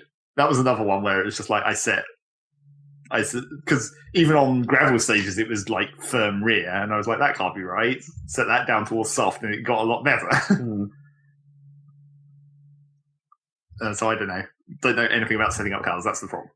Have you? I mean, now I was finding the BMW didn't turn enough, and maybe I needed a bit more oversteer on it, but I didn't try changing the brake bias to get more oversteer. Well, the brake bias is the only. I normally just always set that to middle because I don't really. The one time where I had it set to like oversteer was when I was doing Monaco, and I felt like it helped a lot to have like it basically oversteer under braking on the ice. Yeah. Like when you're braking into a sharp corner. Well, that used to be my trick with, was it Conor McRae 4 or something on the all snow stages? Was extreme rear bias. But even then, that felt kind of weird. Maybe I would have done better without that. Just have it on mid and deal with it myself. I didn't like the kit cars. I did try it. I tried it this morning with Dan, and I could not get to grips with that thing at all. It felt really strange, and then like very jumpy, and then of course it didn't take long. I don't know the F2 kit cars, and it didn't take me too long before I basically mashed them up. So does this like Group B rear wheel drive group mean I have to go back to rear wheel drive? Well, it's like I say, just skip over that and the F2s because those groups didn't exist before. No, so you can. Yeah. It's like you earn enough money to basically go straight up if you skip over those. Yeah, that's like I didn't have any problem going from Group B to Group A and then Group A to the 2010s. Yeah, I mean, I haven't really got into like hiring people or anything or improving my garage or whatever. Oh, I've got like 3 people. Well, yeah, you definitely need to hire. Even if they're fairly cheapo, you still need to make sure you have as many engineers as possible so you can repair as much shit as possible. Yeah. Right, okay. Because you really don't have enough time to do that. That was one of the other weird things that happened yesterday when I was playing. I basically had completely fucked my car up real bad on Wales. And it's one of the problems that I... just by running into the whole of Wales. Yeah. It was one of the problems that I've been having a lot with, well, ever since Group B, I guess, the Group B and the Group A, is I just always fuck the radiator. It's like everything I hit, it always seems to be damaged the radiator. Yeah, I have that problem. And then once the radiator is damaged, that just starts damaging the engine as well. So you're like compounding the problem. So there's been several times where I've been going through and basically I've been spending all my repair time on engine and radiator, or just radiator sometimes. Like all of the 30 minutes, just the radiator. I've had it down to 40% before. It's like, well, I can repair it up to 70% if I use all my time. That's quite a long way. I don't think I've ever damaged my stuff that bad. But then, so that was kind of what happened yesterday when I was playing, because I damaged my radiator quite badly, and then that started damaging the engine, and then I was in the middle of 2 stages, so it was completely boned for the second stage.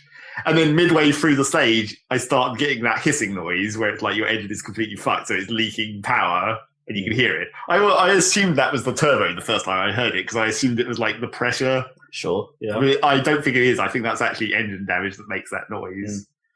So it started hissing, but then that stage was one of the fastest stages I'd driven in that whole rally. I was beating the computer player on several seconds. I was like, how am I doing so well with this incredibly fucked up car? Maybe it's just I was better at controlling it when it had less power. Maybe, yeah. That was quite weird. I need to intentionally fuck my car to drive better. Although this game is a good advert for me to get to seriously consider a new graphics card. Man, does it look nice running on Dad's machine. It's so smooth. New computer. It's so smooth. I just like having high resolution as well. Yeah, that's pretty cool. It's pretty nice. That game still needs more content. Oh yeah, dramatically, and I don't like the way they, it's got, this thing has 12 stages. It's no, it doesn't. There's 2 stages, front and back, and then bits. It's it needs more. There needs to be more per environment and more environments. Yeah, I think they stretch what is there a bit too thin. Yeah, it's way too obvious. Yeah, especially when you get to the Masters and you have to race all 12 in every rally. Oh, do you? Oh, blimey. Well, because it goes up by 2 every time, doesn't it? Every time you rank up, you do 2 more stages per rally. For fuck's sake. So what are they? What are the? I'm on Elite. What's the next one? I don't remember what the grade. What order they go in. Never mind. Elite's probably might be the second to last, or I think it might be middle one. I mean, my problem with it is that it just never felt like until the DiRT series, it doesn't feel like they were reusing content this bad, right? It felt like the stages were unique in prior games. And maybe there's a lot less effort in crafting those stages for older games, but still, you've done it once before, people. Let's go back to that time when it was good. Maybe we should break out Colin McRae 2. See how it looks. Or 4. Days. Yeah, or 4. They're both good. Breakout! What you did? Well, that was about it, really. Just a lot of driving. I brought a specific non-wheeled chair upstairs to my bedroom. How good. So I can have a proper chair when I'm using the cereal. The wood clamp still working. Yes, my chunks of wood are still holding it on. Oh, and I forgot to mention that weird thing that happened last week, just before I came over here. Why I had to play it at Rob's computer. Oh yes, yeah. It was because I was midway through that Germany rally with the Subaru, and I was in the menu between stages, and it just blue screened. My whole computer crashed out of the game. And out of then Windows? Well, yeah, it just blue screened. Blue screen, yeah. Crashed the whole system. So then when I rebooted and went in, the force feedback felt completely different. And I was like, this doesn't feel like it felt a minute ago. Weird. And then when I came over to Rob's, I tested it on his identical steering wheel to see what it was like. And it was like, this feels more like after the crash than before. So maybe it was like, it was fucked before the crash. Yeah. And the crash actually fixed it. So I don't know. That was a weird, potentially driver error. And there's been some other... I was reading some of the forums of people talking about things that seem weird about, like, force feedback and stuff. And then there was some people suggesting that, like, they thought that the force feedback was changing during, like, between stages or whatever. Like, somehow it was fucking with the settings. But it wasn't. Right. Like, or it wasn't visibly... Yeah. Like, their settings still appear to be the same, but it might be, like, but weirdly... it felt different for some reason. Yeah. I mean, that's not uncommon. I do remember, like, older driving games occasionally having that problem where the force feedback suddenly went weird. Yeah. Probably the older Colin McRae's, actually, thinking about it. Yeah. But then there was other people... I'm not sure if it was in the same thread or just in a similar thread, but they were talking about how apparently the game models tyre damage... But when you repair the wheels in a service area, that doesn't actually repair the tyre damage. So, like, your tyres can actually degrade during the course of a rally, but there's nothing you can do about it. So, it feels weird because your tyres are actually degrading. Well, unless you pop one. Unless you pop one, in which case you get an actual replacement. Weird. It's like, that would be exceptionally weird if that's true. Because I'm assuming, like, that tyre, I guess you're right, the wheel stat is probably just the actual physical structure of the wheel, not the tyre. Yeah, that's what people are saying about it. Because apparently there are, like, they've, like, looked into the game files or whatever, and you can actually see that there is programming for the tyre wear as a, like, there's mathematics involved in that process. And they're suggesting that maybe that's what's going on. Like, it's not telling you, but the actual tyres are being affected by... That might make a bit of sense over 2 stages, right? But, like, I don't know what the rules are for, like, tyre changes at service stations and things. Well, yeah, it depends how they've programmed it, though, doesn't it? Well, yeah, it depends partially on what they're trying to do, like, in terms of the realism of what you're allowed and not to. But if there was, like, a single chunk option, maybe to say, like, your tyres. Okay, your tyres are screwed and you can only, like... The only option is not to repair it percent by percent, say, or just to say replace. A lot of the repair options should be chunks, really. Yeah, I agree. They should change that repair system in general. Yeah, just doing it in percentages doesn't make a great deal of sense for the parts you're probably changing, right? Yeah. Oh, how can you do 1% of radiator, right? I'm just going to put a bit of blue tack over this little hole here and ignore this gaping chasm of problems over here. Yeah, exactly. It's not going to make any difference. So yeah, they probably need to change that. And then I think their latest blog post about development or whatever, they were talking about how they had a session where they talked to the tyre manufacturer of the WRX Rallycross. And they were talking to them about how to better model tyres or whatever. Oh, good. So maybe they'll change that, or maybe they weren't ever meant to know that was going to be like that. Maybe they thought it was good how it was, but then people were like, "Hang on a minute, this is weird," and then they discovered the secret. I was saying it down earlier. I think they need to change the water sound, the water splash sound. It's been like this for a few games now, but water splash doesn't just go. If you're inside the car, it's boosh. It's a real. It's a huge thing, yeah. Thunderous noise. Well, I don't know. It's still fairly bad. Although, really, no, it's just. It's not that bad. It is that bad. No, it's well louder than that. It's much louder than that. But the actual thing is that the at least the water effect on the screen completely froze me. So, like it should. Yeah. Except it's still not actually that great an effect. It's better than it used to be. It's much better than the DiRT effect. Well, yeah. I mean, it has one. So, yeah. Well, better than DiRT-free. Yeah, they sort of weirdly didn't happen in DiRT 3. But it's like, again, this is what I've always said about DiRT, and I guess still this game, is that Colin McRae 4 still had better wiper effects. It's like there's like no streaking or anything at all. It's just like it's perfectly clear. Yeah. In between wipes, and like the water doesn't move with the airflow or anything really. Yeah. Or the physics. It's still a weirdly it's still not great thing. Yeah. At least they've gone to the effort of modelling that crack quite nicely. I don't know, that crack is like super annoying. And I guess I don't think I've ever seen a car windscreen that has actually cracked that much, but not completely fucked. No, it's it's got a giant crack all the way across the screen in like multiple parts, and yet the screen is still completely intact. It is weird, yeah, because I'm not entirely sure. I'm not entirely sure that car windscreens crack in that fashion. I mean, maybe rally spec windscreens are different in some way or something. Yeah, possibly. Because, when a car windscreen breaks, it just, like, disintegrates, basically, doesn't it? It turns into those tiny shards of glass. Mm. For safety reasons. Yeah.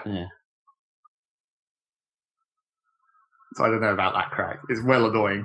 It could be particularly bad depending on, like, some of the different daylight situations can completely fuck you. It's like, I really just don't like driving in any of the stages that are in morning, because that angle of light on some of the tracks just makes it impossible to see. It's like worse than night.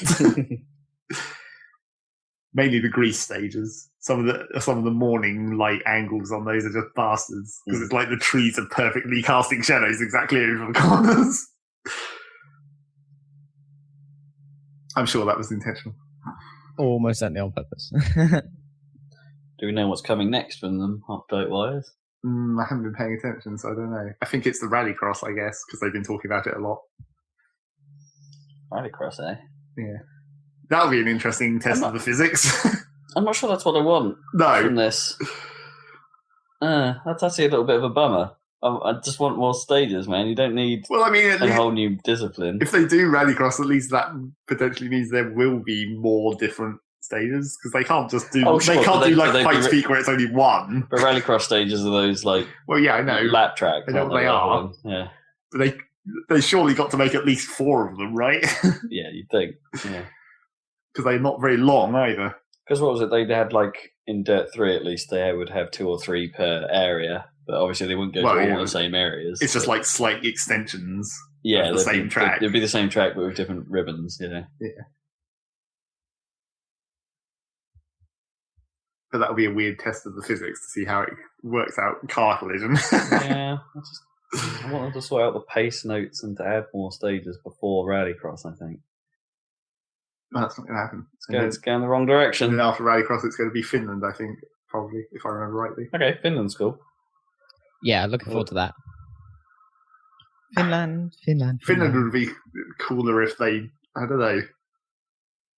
It's like I was thinking that they should include some more snow stages in with the Finland set, but that doesn't really work. You either have it be all fast gravel or all snow, because that's why it used to be Finland and Sweden. Yeah, with the Sweden being the super soft snow stage. Yeah. Oh, and I also saw on that blog they also very briefly mentioned that they were thinking about trackside obstacles and basically making gravel banks not so solid. That'd be cool. Like actual deforming terrain to some extent. Yeah, that'd be cool. So that'd be nice. But that seems like slightly fewer things that instantly flip the car would be nice as well. It's like, how am I making this front flip all the time? That seems like one of those things that is almost too fundamental to be doing at this point. Maybe. It's it seems like they already made the engine and then it was just going to be content during the early access. But doing something like that seems like it'd be a lot worse. It's not even just a programming thing, because you're actually having to they would have to edit the level, basically. Yeah, you have to do the collision map or whatever over the mountains. Oh yeah, they would have to resculpt bits of it or add certain new properties to bits of geometry and yeah. That seems like a lot of work that they should have already done if they were going to do it. It depends on it's one of those things. I'm not saying I'm a game developer or anything, but how you iterate on concepts is, I suppose, different for each thing. Maybe the early access process requires them to, it will have to come later because of the early access approach they're taking. That they're pushing some content out before they go and revise it. Well, that's the other reason it seems weird for them to say that they're going to do something as fundamental as that, because they've already laid out this whole content schedule where they're like, this month we're going to do Finland, and this month we're going to do Radicals. And it's like, that doesn't seem to leave any time for this like super deep editing of everything. Well, presumably, like the entire team can't just be content guys, right? There must be programmers that are still like working on the engine and working on the physics, and as you say, like investigating tire wear and that kind of stuff. Yeah, I guess, but even then. And also, people have been talking about how they're probably going to rebalance several of the cars, like the actual physics, and that seems like, I mean, that's an early access thing. Obviously, but it's just like that seems kind of annoying to me because it's like, oh no, they're actually going to change how this handles. Like, this will actually change how this physically feels to me on the cars that I've already bought. But I mean, that's early access. Yep, always the risk. There's always the risk at some point. Everything will get progress wipes or something if they choose to change how that. Well, that won't be too bad though, really, because honestly, what is the career structure in that game is kind of guff anyway. Yeah, it's an interesting idea, but it doesn't quite double down on it in the way that they potentially have done in the F1 series, right? Where they've tried to make your F1 career feel like how you might be jumping from team to team and stuff. Well, yeah. I mean, I don't know. I mean, there's only so much career structure you can do in the rally idea, but it's more to do with just like that service area stuff that just doesn't feel like it's actually real. Yeah. So like you're moving these percentage bars. That doesn't feel like you're actually surviving. It doesn't seem like all these rally stages are happening one after another, except for the two that are. Like when you go to the service area, it kind of seems like quite a disconnect between those two stages and the next two. I want to see the picture of the car, right? You want to see the car up on jacks with the wheels off? Yeah, totally. Like the Conor McRae 4 thing. All you need is a JPEG and that will make it all better. No, not even that. Was it the Conor McRae, the older ones? You could see the car like change as you made. Yeah, you could see that was in 2, wasn't it? Yeah. I think it's been in a lot of them, actually. That was cool. A lot of the earlier ones. Yes, it's like nice, modern, smooth menus is one thing, but immersion kind of helps. Certain amount of niceties need to be thrown in. But maybe not dirty. That might be going a bit too far. Yeah, we don't need a wavy tube, man. It's going a bit far. Although, but Dirt 2 in a way proves that they could rapid load cars in, right? Because, you'd be looking at those posters, those posters, those photographs of the cars, and when you selected one, it looks up and it's there. I mean, in Dirt Rally, you can't even preview a car's model before you buy it. No. Yeah, they should probably do that. I mean, that might be, Codemasters are, menu junkies, really. They'll probably come up with something. There's every possibility to think that what they have now is just, placeholder to get early access running. I reckon they'll keep some of the style, but, they might. I wouldn't be surprised if they muck around with it. Maybe. Because I'm not a big fan of those, scrolling backgrounds or something that are just there. It looks a bit cheap, compared to what we're used to from them. At least they've added the new backgrounds for all the different environments. Yes, this is true. They are adding to it, and obviously no one wants to load back to a menu, really. No, you don't want the actual loading time. No. Also, they need to change that beat. You reckon? It's like they put it in and that was good because it's well helpful because when it's loaded. Yeah, but it's a terrible sound effect. Worst audio thing 2015. Oh, is that your vote? Okay, probably not. We'll see how it ends up. Yeah, exactly. Yeah. Simply change it. It's a pretty good shout.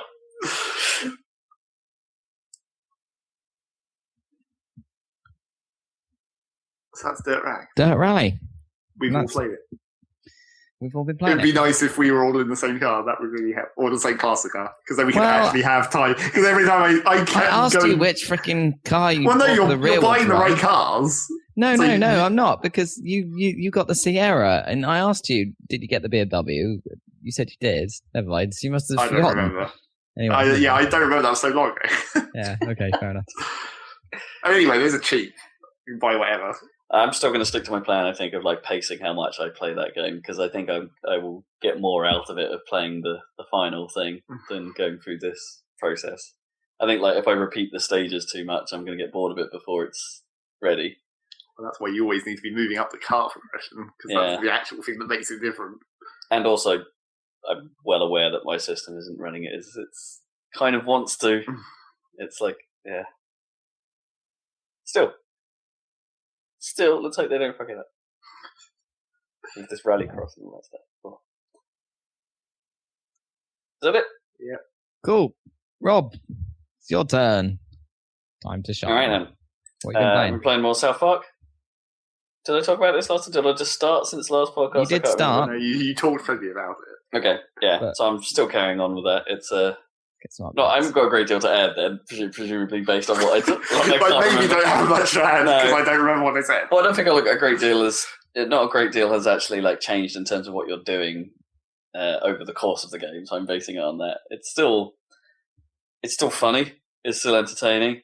It's the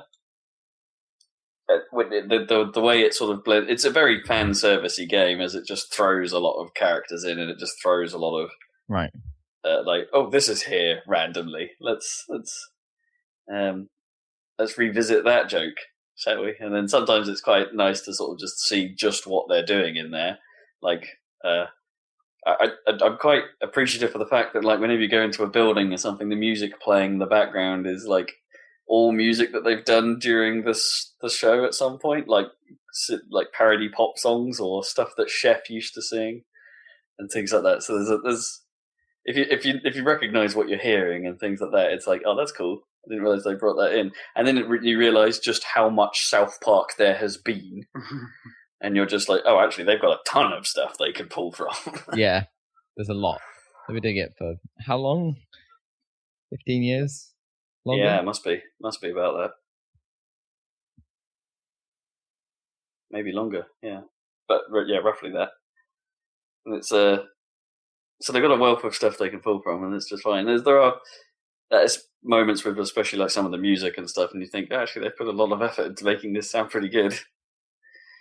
I do wish the fight systems were perhaps a little bit more complex than they are. Right, it's a bit simplistic. Yeah, it gets a little bit to the point where, and if some of the gear was more interesting as well, because there isn't a great deal of impetus to change what you're wearing after a while, because you don't get the stats system in it isn't so isn't numbers or anything like you would have from a normal RPG. It's not like, oh, if I'm wearing this, then there's an improvement to the defense, but at the cost of my magic or whatever. Is that all hidden, or? I don't think it even exists. Right. And I think that's you don't see any of it, but I think that you do get some of that, but it's all tied to your level, effectively, rather than the gear you're wearing. The gear basically gives you perks. So, like, you'll be able to... there is one thing that is similar to defense, I suppose, which is your armor stat, which basically means how much of incoming damage is just totally negated. Right. So you have 30 armor, that means like 30 hit points of any attack just gets rid of, yeah.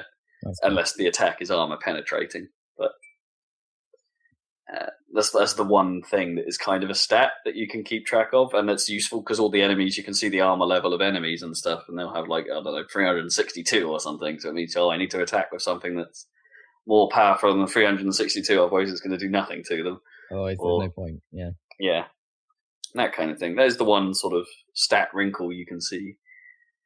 But everything else is all like, you'll gain more power points after every turn, or if you attack with your main melee weapon, there's a good chance you'll cause bleeding if you manage to pull it off perfectly. That kind of thing. So they're all perks rather than straight stats. And that also applies to the weapon and equipment strap-ons, as they call them, which are just like things you associate with your weapons and melee to add another perk. Like, oh, now my sword is on fire for some reason. Great, that's helpful. I can set everyone's hair on fire, and they can jump around in a very South Park-looking, panicky, jumpy sort of way, which is quite satisfying.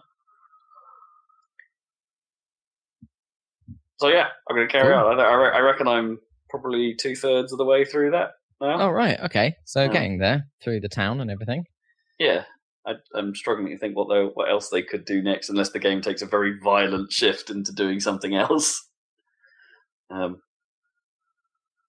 That's my guess anyway. But yeah, it's cool. It's a neat thing. Oh, and if it was released this year, I might have a shout for a most annoying audio thing from it. In that, I think this is probably the biggest flaw of the whole game. Actually, is that I think when you're in a battle, the amount of time it takes before someone says a "hurry up" style comment is really short. It's like Mario Golf. Yeah. It gets quite annoying very fast. It's like, are we still doing this? Or, hurry up, douchebag. Yeah, it gets quite irritating. Makes sense. I mean, because definitely going to be on the list, isn't it? Well, it can't be because it's a game of 2014, not a game of 2015. God damn it. So okay. Fair enough. But yeah, it probably would have been on there had I played it last year. It's just like it doesn't really achieve anything when it's that frequent. It just does nothing but annoy you. Like if you're trying to play the game by weighing up your options to be all like, oh, okay, I want to do this move here, or do I want to expend my PPs to try and chain it to the next series of moves and things like that. And while you're considering all these options, the kids are just going, hurry the fuck up, and you're like, oh. Well, those sound effects never achieve anything anyway. In any case, they're totally pointless. They're just annoying. It wouldn't matter so much if the delay was quite long. Like, I don't know, it was kind of inventive in Worms. It was like, come on then. Apart from that, was only one sound effect. Or two. Yeah, there weren't many. But they took a while for them to play, at least. A good... Well, yes, but in that game you also had an actual time limit. Well, yeah. Per turn. Which you could turn off, at least, in the originals. But, yeah. So South Park, it's cool. Still recommend. Check it out if you like a bit of South Park, and who doesn't, frankly. I did the bit with the underpants gnomes. That is quite disturbing. That's the most famous part of that game, isn't it? Yeah, the moment. It's quite disturbing. The other thing I've been playing... Yeah. The other thing I've been playing quite a bit of is Massive Chalice. Yeah. Which was, this month's game with gold, except it's not anymore. This half month's game with gold. There we go. Let's go with that. It's a turn-based strategy game by Double Fine, featuring a talking giant chalice thing. Okay. Where the left side is a dude and the right side is a woman that apparently used to be like members of this kingdom. One of them being a sort of more intellectual, the dude, and the lady being what the game calls a caberjack, which is their like melee class. But no one has swords in this; they just carry around giant cabers. And so the girl is more melee and just brawn. Yeah, just enjoys a bit of violence quite a lot. Okay. But as I say, they're represented nothing by nothing but their voice, really. Like because they're halves of this chalice. This massive chalice. So that they act as your guides through this thing, and the narrators, and the your tutorial advisors, I suppose. And the main concept is that this particular world is being eaten or corrupted by an entity known as the Cadence. Cadence. And so you have to effectively defend this realm until the chalice has enough power in it to do some sort of nasty thing that will eliminate the threat. So the twist with this is that it takes the chalice 300 years to power up. So the the course of the game takes place over 300 years, but that obviously means you can't have people or members of your party or heroes or anything that are going to stay alive for that amount of time. Right. The amount that they could live varies dramatically from about 40 years, and if you're very lucky, you'll get someone past 80. Because, I don't know, fantasy medieval setting, healthcare is probably terrible. Right. And the meta game ends up playing out a lot like XCOM. In fact, the whole game is basically someone's attempt at being XCOM, Enemy Unknown.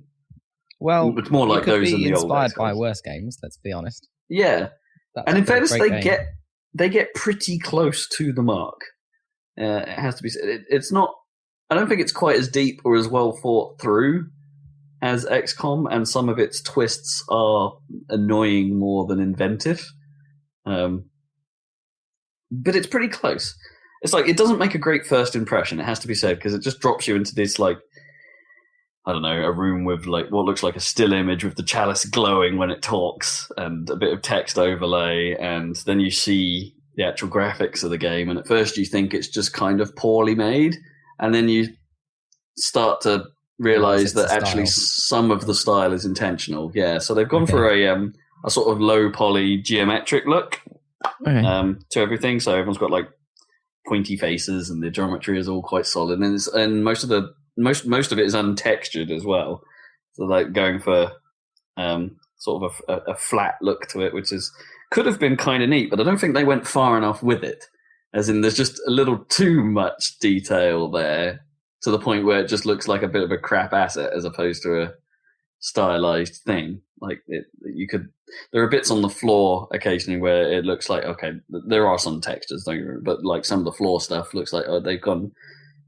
This grass, for instance, is modelled by just having a pattern of triangles rather than actual green or some spiky bits or whatever.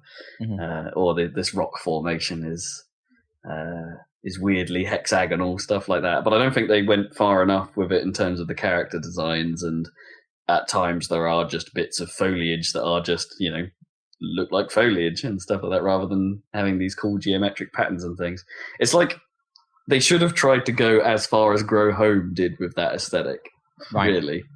And by being in this middle ground, it just ends up like at first glance, it looks just a bit crap, and then you realize what's going on, and it's like, oh, okay, I kind of see what you're doing there, and then you kind of forgive it a bit more. It doesn't help that you're not really zoomed in most of the time, so you can't see the geometricness of your characters that much, or of the bad guys, because you're playing it like XCOM, you're miles away. So it's missing some of the like XCOM, like you don't have the cover system, for instance, and it doesn't have the height system that XCOM has. Everything plays as a fairly flat sort of area, and it's more focused on melee combat than it is ranged.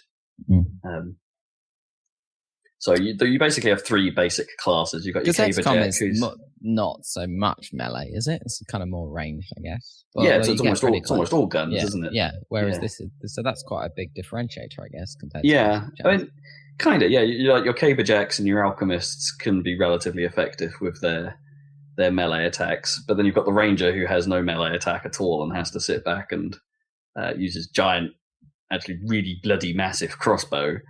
To try and shoot things from afar, but is super weak if anything gets up right next to him. Kind of very similar to how the sniper class, I guess, handled in XCOM. But he's your only real ranged approach. And the alchemists can chuck grenades, basically. Like they make concoctions of explosive nature and throw those over obstacles and things. But as I say, there's no cover system. There's no... if you're behind something and can't be seen, then you won't be shot by range, but it's not going to protect you. And maybe that makes a bit of sense, because if there's not that many ranged attacks in the game, that having a full-on cover system to reduce damage might not make a lot of sense. But so you have to manage your population as well. You have to manage your heroes and stuff like that, because they age, because they die over the course of the game, outside of your control, whether or not they're doing well or not. You have to marry them into keeps, so they produce offspring, and that offspring, the class of those offspring, will be based on who you've put in the regency positions, and also the experience level of the training they will receive will be based on who you put in on the thrones. So there's a bit of that's where because there isn't so much of a map. Like you don't have to I need people here, I need people there. It's more about managing. Okay, what kind of people am I going to be producing? So I accidentally managed to breed out my rangers, or my hunters as they call them, or the ranged class, which has caused me a bit of a problem. I've got like one person left who I've managed to put on a throne now. So hopefully I'll get a few more before they cark it, although she's pretty old. So they might not have kids. As I say, it varies. Like they can, if they're in a position of regency, then they tend to live a little longer, but they could die at age 45 or something just randomly. Whereas some will live into their 80s. So it's a bit of a random factor how much you'll get out of something. And also certain people have different fertility ratings, and obviously you can only get kids if you marry a male to a female, that kind of thing. And it's there are ways to adopt kids, and spend your research points to get new adoptions. Oh, that's cool. Can adopted kids get on the throne then, or do you have to maintain them? Yeah. So there are some weird rules, if the generally it tries to follow bloodlines. So if you have a family in a keep, for instance, and the regent there dies, it prefers you to put someone who has descended from them into the throne. So if you have offspring that belong to that house, as it calls it, right, belong to that family, then only they can take over the throne. If both people seem to disappear from that house, then there are times where you can put anyone you want in there. I haven't quite figured out what the rules are for it. I'd say most of the time you have to put an offspring in there, but sometimes you can just chuck a random in there, which was helpful in my hunter case, because it's I've got a random hunter, now I can put them on the throne, let's hope they have babies and make more hunters. And there are some other tricks to that as well. So whoever's on the throne themselves, you'll get people of their base class type. So you put a caberjack on there, you'll get more caberjacks. You put an alchemist, you'll get more alchemists. But the second person you put in can add a modifier to that. Okay. So if I had an alchemist as the partner of a caberjack regent, then they will get exploding cabers instead of regular cabers. And or you can get people that move stealthily, say if you have a caberjack with a hunter, things like that. There are ways of getting. I think if you have an alchemist as the regent and a hunter as the secondary, then you can get people that can throw precision bombs and stuff. So you can muck around with the rules a little bit, and so. Weirdly, I ended up finding myself getting kind of into all this. It's one of those, you're on the brink of disaster at all times. And somehow that keeps you going. XCOM style. Yeah. Yeah. It's cool. It's kind of neat. I think I'm liking it. To get that feel. Yeah. I'm liking it more than I thought I would. It does have a couple of annoying traits, though. For instance, the enemies they've tried to be inventive with, in that, so one of them is called a lapse, and it's a ranged unit.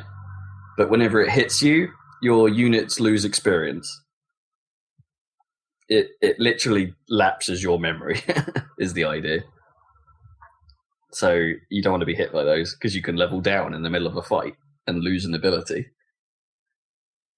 Right, okay. So watch out for that. Kind of, yeah, it's kind of cool. It's kind of cool in concept, but actually when it's more annoying than anything else. And then you come across wrinklers at some point that whenever they hit you, age your characters by 5 years.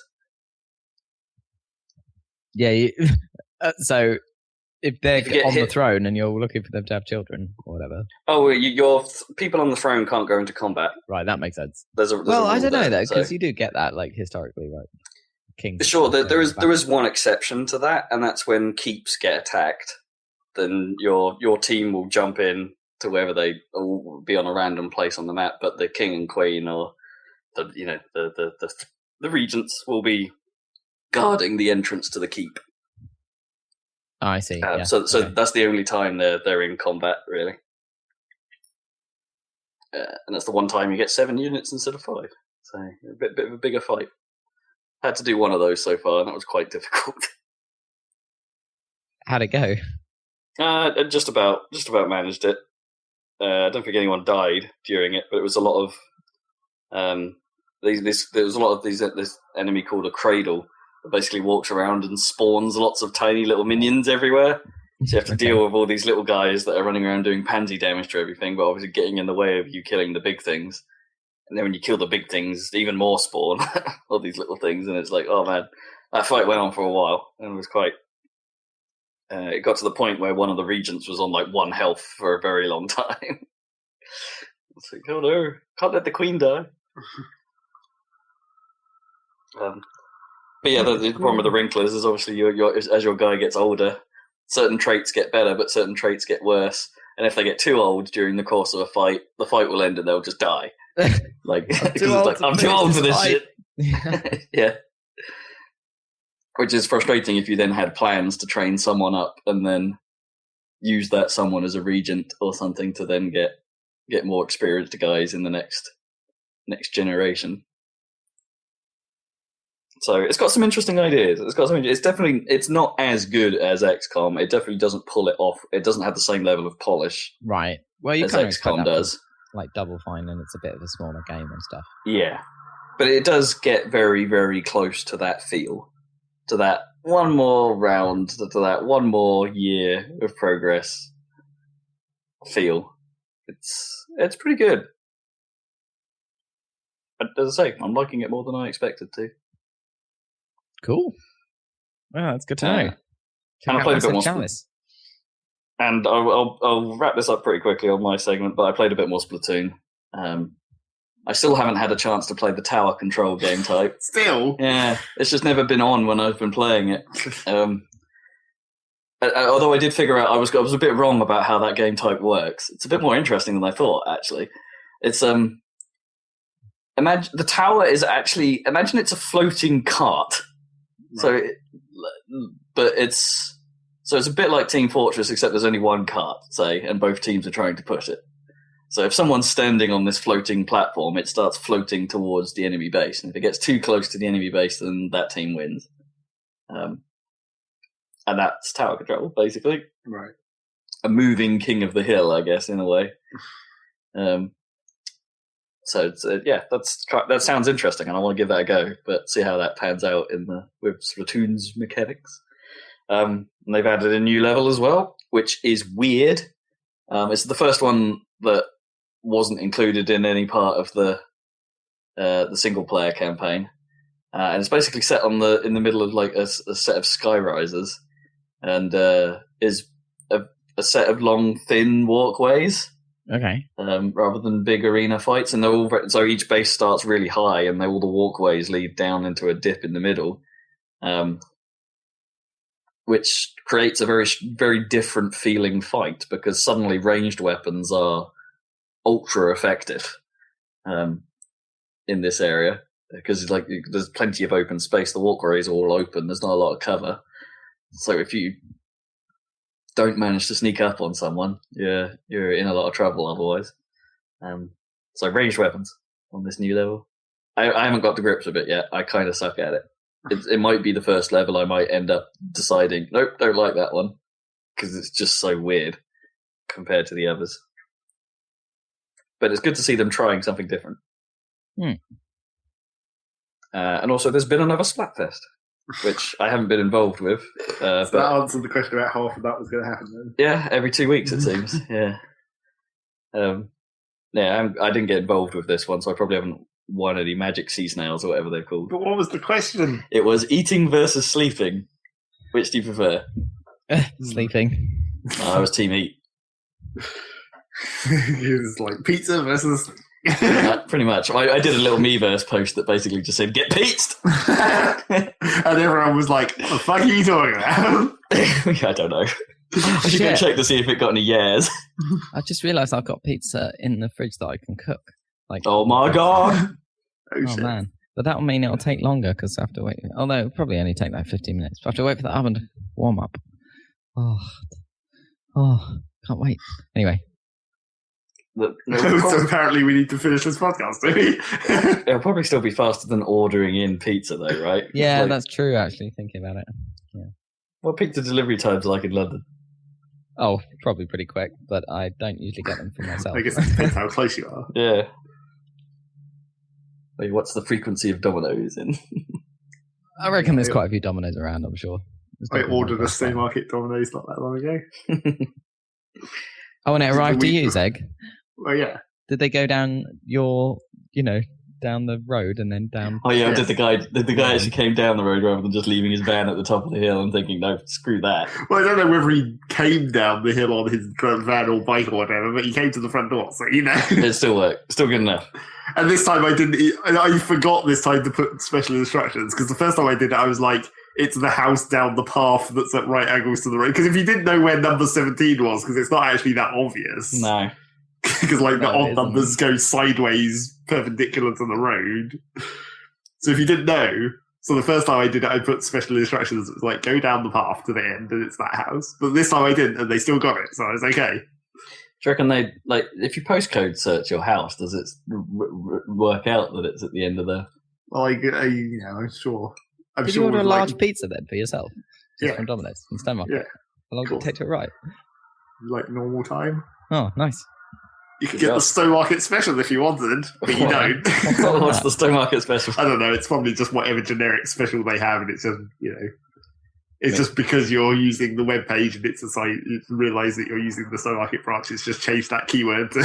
Oh, maybe. I'm sure it's not actually special to Staymarket in any way. No, I'm pretty sure there is an Ipswich special as well.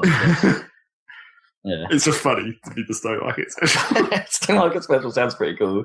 It's a bit like one of those town-based foodstuffs idea that we had a while back that you just don't want. Yeah. You just don't want a Staymarket special. You special. just don't want the Staymarket special. You don't want a Slough milkshake. Or Brixton burger. Let's finish this podcast and then we're going to go eat. Fair enough. Let's wrap it up. Dan, what did you play apart from DiRT? Oh, yeah. What do you think? And what did you do? Grand Theft Auto. And Rob had a go on it as well, so I did. I kind of want to hear his thoughts more than mine. Well, obviously on your system it looks real good. It's it's a very beautiful game, and I can confirm that the car handling is not as shit as GTA 4's. Because man, it's pretty nice. Yeah, it felt all right. It felt like you kind of how you expect it to feel, which is. You didn't drive any fancy cars either. You drove some kind of dune buggy type. Yeah, thing. like a dune buggy in a saloon. Yeah, you weren't driving on the nice roads with the sports cars or anything. No, yeah, it felt fine. It felt absolutely fine. That's the. I guess that's the thing, right? I could pick it up and just be all like, all right, yeah, I know how to drive this. You didn't get to do any shooting or anything, really. No, I didn't get to do any shooting. I only played a brief bit and did some story setup stuff, which I thought was handled pretty well. You saw me do a stupid mission where I had to fly a plane into another plane. Yep, that was kind of cool. I don't necessarily see what the point in that was, but it looked cool. Neither. Yeah, that seems to be the true of quite a lot of missions in GTA 5. Is like you go to all this trouble, and then at the end you let it go, or don't get paid, or it was a waste of time. I mean, it's always fun, but it's like, why do these characters keep getting screwed over? Like, what?